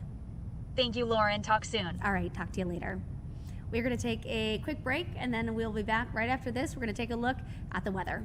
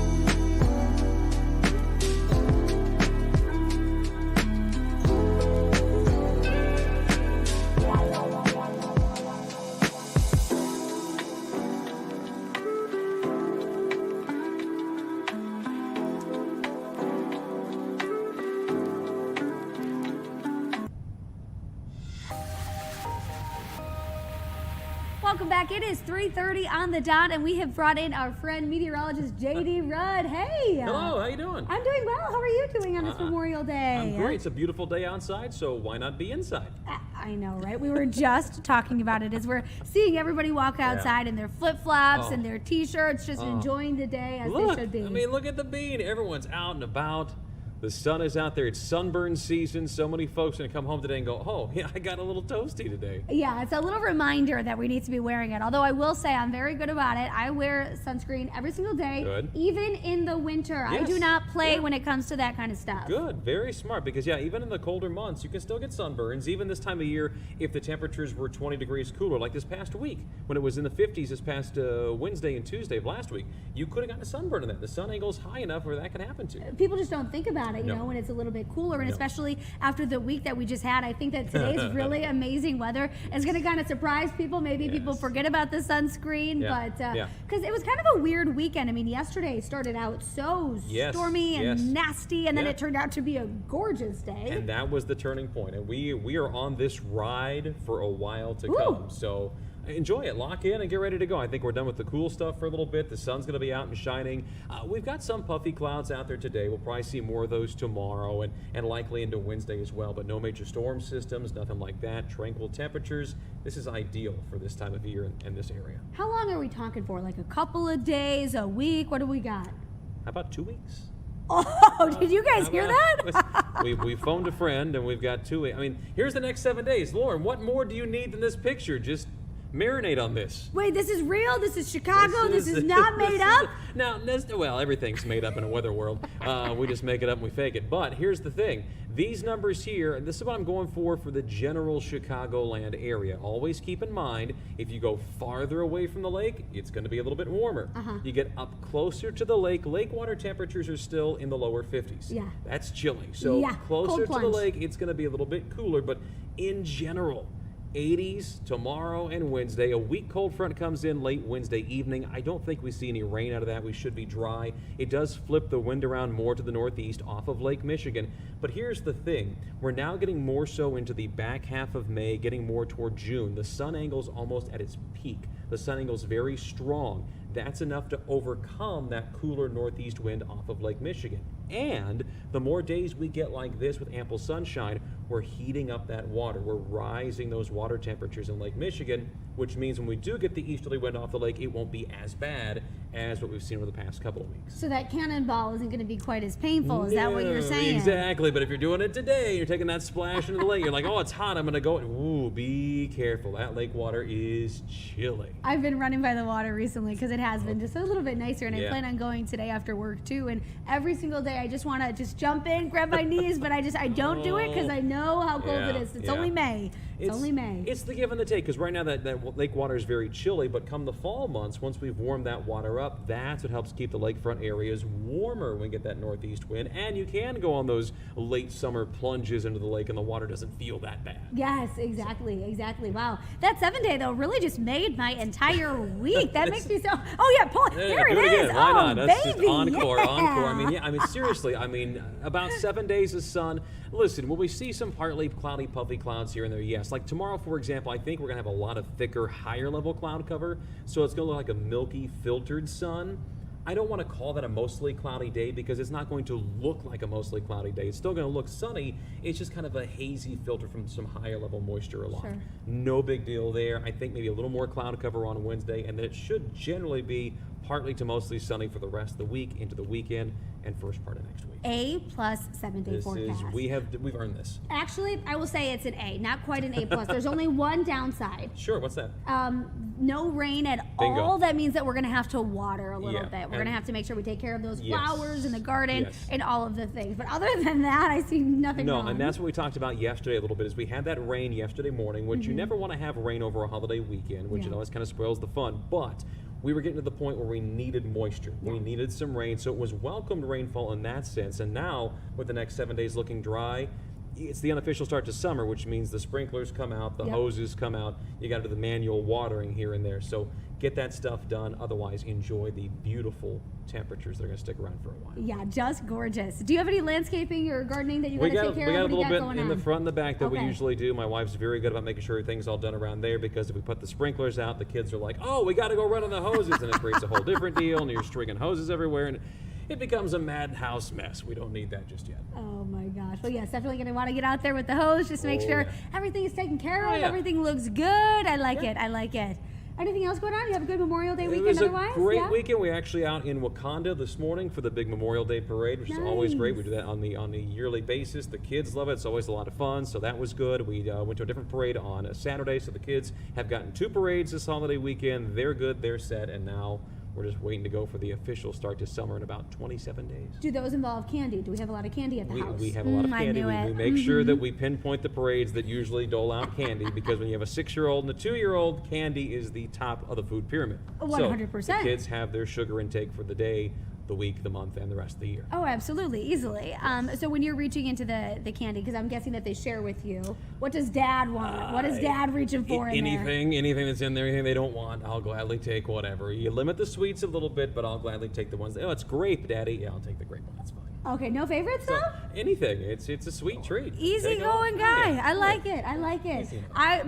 My hand is like a magnet towards the Reese's. I love the Reese's. Peanut butter and chocolate. Can't go wrong with that Uh-huh, combo. uh-huh. All right, JD. Well, thank you so much Yeah, for coming on. thanks, You Rose. had Let me good come- news. I like it. I like when I can sit here and bring Yes, good news about the weather. 100%. So yeah. Thanks so much, Of course, JD. yeah. All right, we're gonna take a break. We'll be right back.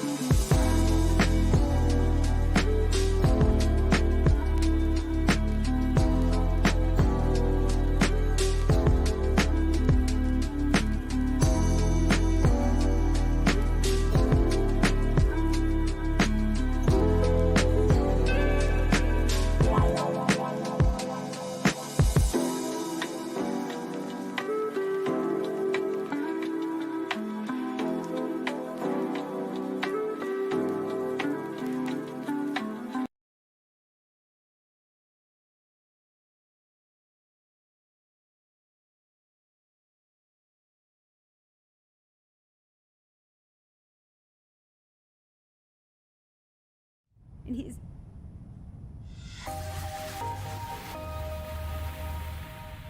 All right, welcome back. It is 3:40 on Chicago Live, and we are wanting to bring in our next guest, Alderman of the 15th Ward. We have Ray Lopez with us here. Hey there, how's it going, Alderman?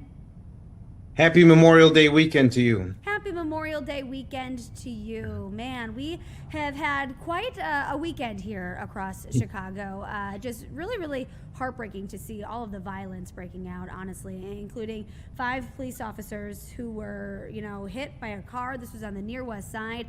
Let's start there. It's really unfortunate that despite the city's best laid plans, we still live in a very violent city where individuals think that it is their right to not only break the law, but to also to endanger the lives of our law enforcement officers when they are trying to restore peace and order in our neighborhoods.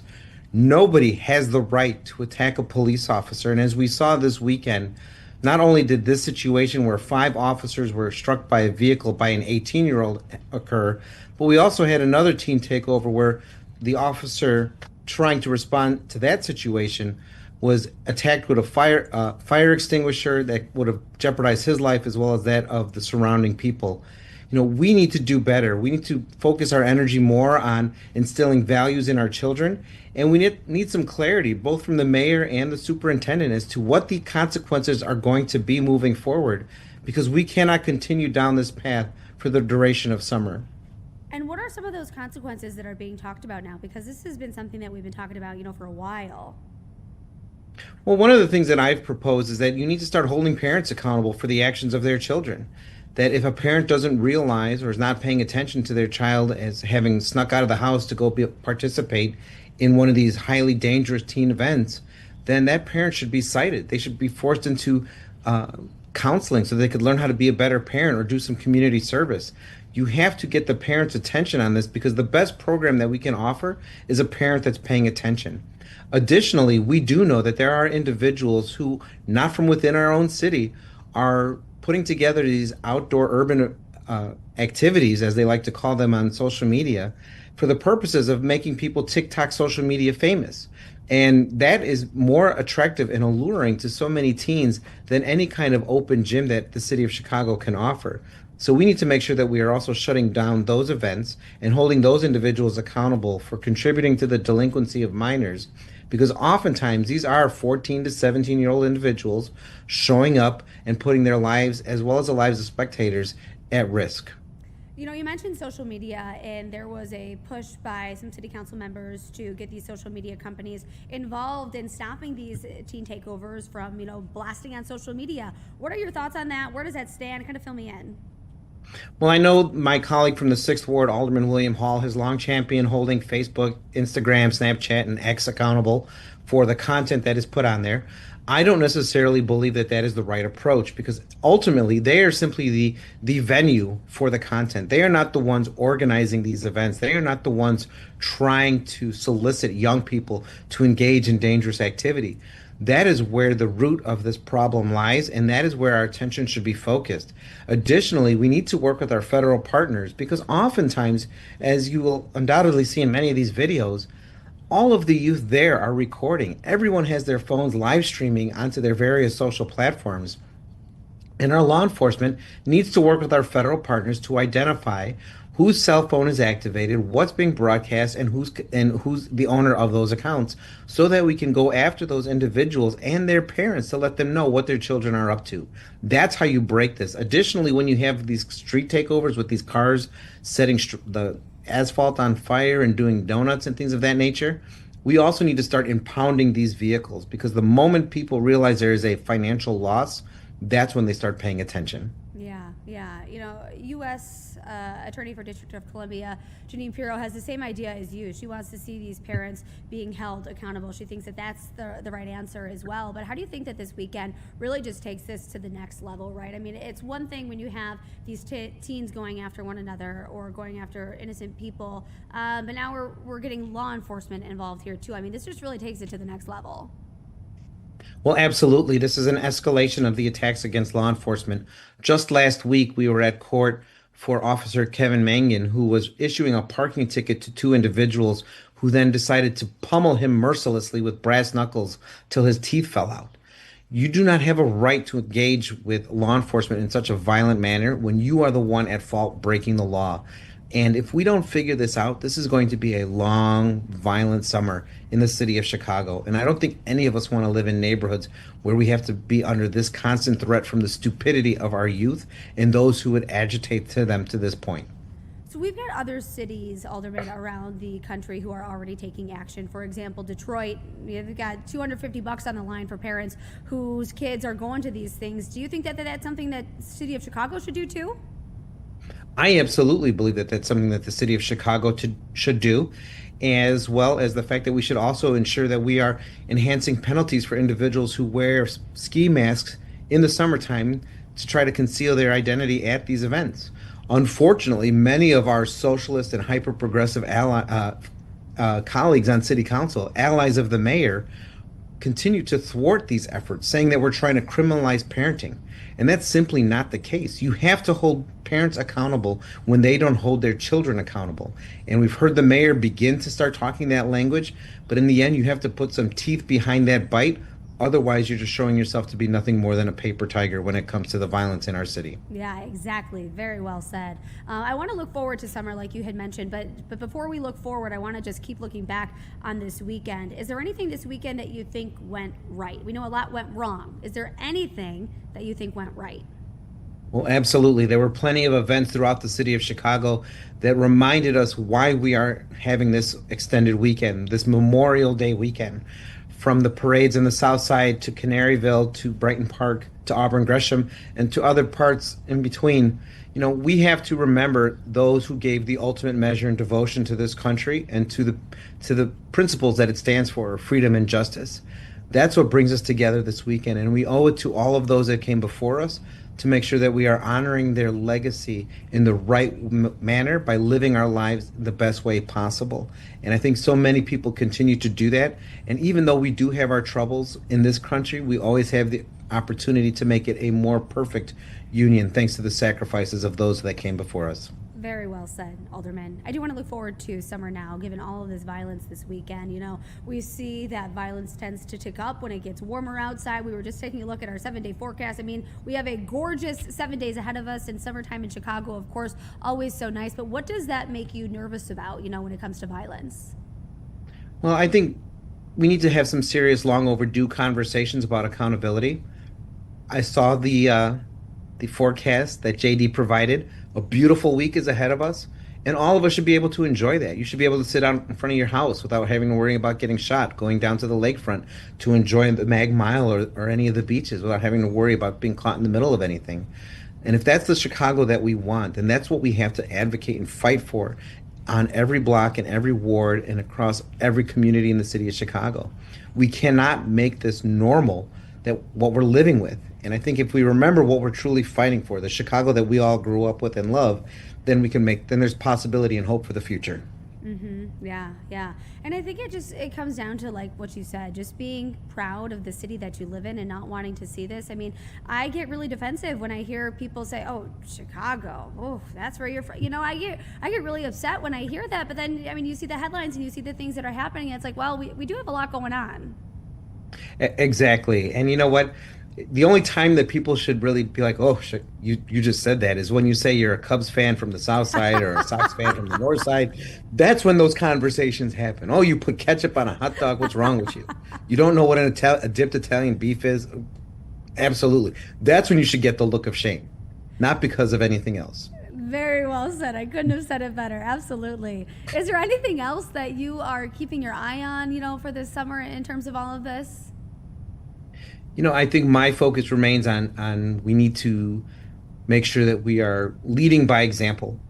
And oftentimes, as I said previously, many of our leaders tend to just kind of take things as, well, that's how things are. And I refuse to live in that moment. I believe that if I believe in the values that I was raised in, and I believe that many throughout the city of Chicago are like-minded, then all of us need to fight for those values. And we all need to be a collective support and beacon of those values, because Chicago is a city worth fighting for. Chicago is the best city in the world. And all of us know what it's going to take. We just need to do better and act on those convictions. Yeah, absolutely. I have one more question for you. If you could just round up all of these kids, aldermen, and just get them in one spot and talk to them and send them a message, what would you say to them about everything that you've seen and everything that you want for them? I think, to be perfectly honest, at the heart of all of their social media glory that they're seeking is an emptiness that exists within them. They don't understand their own value in their own families, in their own communities. And I'd love to see how we can fill that void, because never in our society have kids who've been so connected been so alone. They're looking for a community when they don't realize that they are part of communities all across the city as well as the greater city as a whole. And I think if we could have that conversation with them in a way that makes sense and is relatable, even on a very granular level, you start peeling back some of the onion of the madness. And we really have to get to that point. If we continue to pretend like we know what it's going to be without actually checking with them and seeing how we address that, we're going to continue to see the same results over and over again. And as we know, the definition of insanity is doing the same thing over and over and expecting different results. Yeah, I think that's a good way to put it, right? I mean, you can't just keep putting a Band-Aid on something and expect it to get better. You got to get really down to the surface and figure out what's going on underneath that Band-Aid that you're trying to cover up. So with all of that said, I guess I just got to ask you, ketchup on the hot dog or no? No. Good. That's like a no-brainer. But I will put Jardiniere on a pizza, so we're good. Oh, you can put Jardiniere on, honestly, like a shoe, and I might take a bite. Jardiniere on anything. I'm here for it. Oh, my gosh. Alderman, thank you so much for being here. Really appreciate your time on Memorial Day. Enjoy your holiday weekend. You as well. Take care. All right, guys, just a couple minutes left. We're going to take a quick break, and then we will be right back. Thanks so much for sticking with us.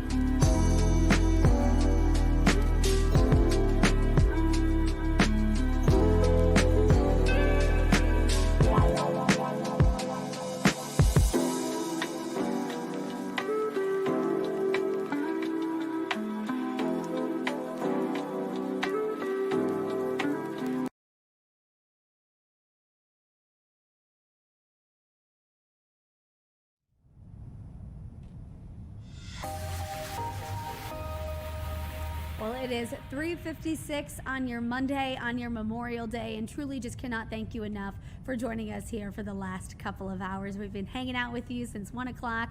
I know some of you guys are maybe hanging out at home. Maybe some of you guys are driving back from wherever you were for this long weekend, and now you're just getting back home so you can get all those chores done. You can get set up for the 4-day week that you have ahead of you. But please, just for even a couple of minutes today, just take a moment and remember what today is all about. I will say it again for the bazillionth time today. It is about honoring and remembering those who paid the ultimate price for our freedom. So may we remember that, today on Memorial Day and every single day that comes after this, because we know that freedom is not free.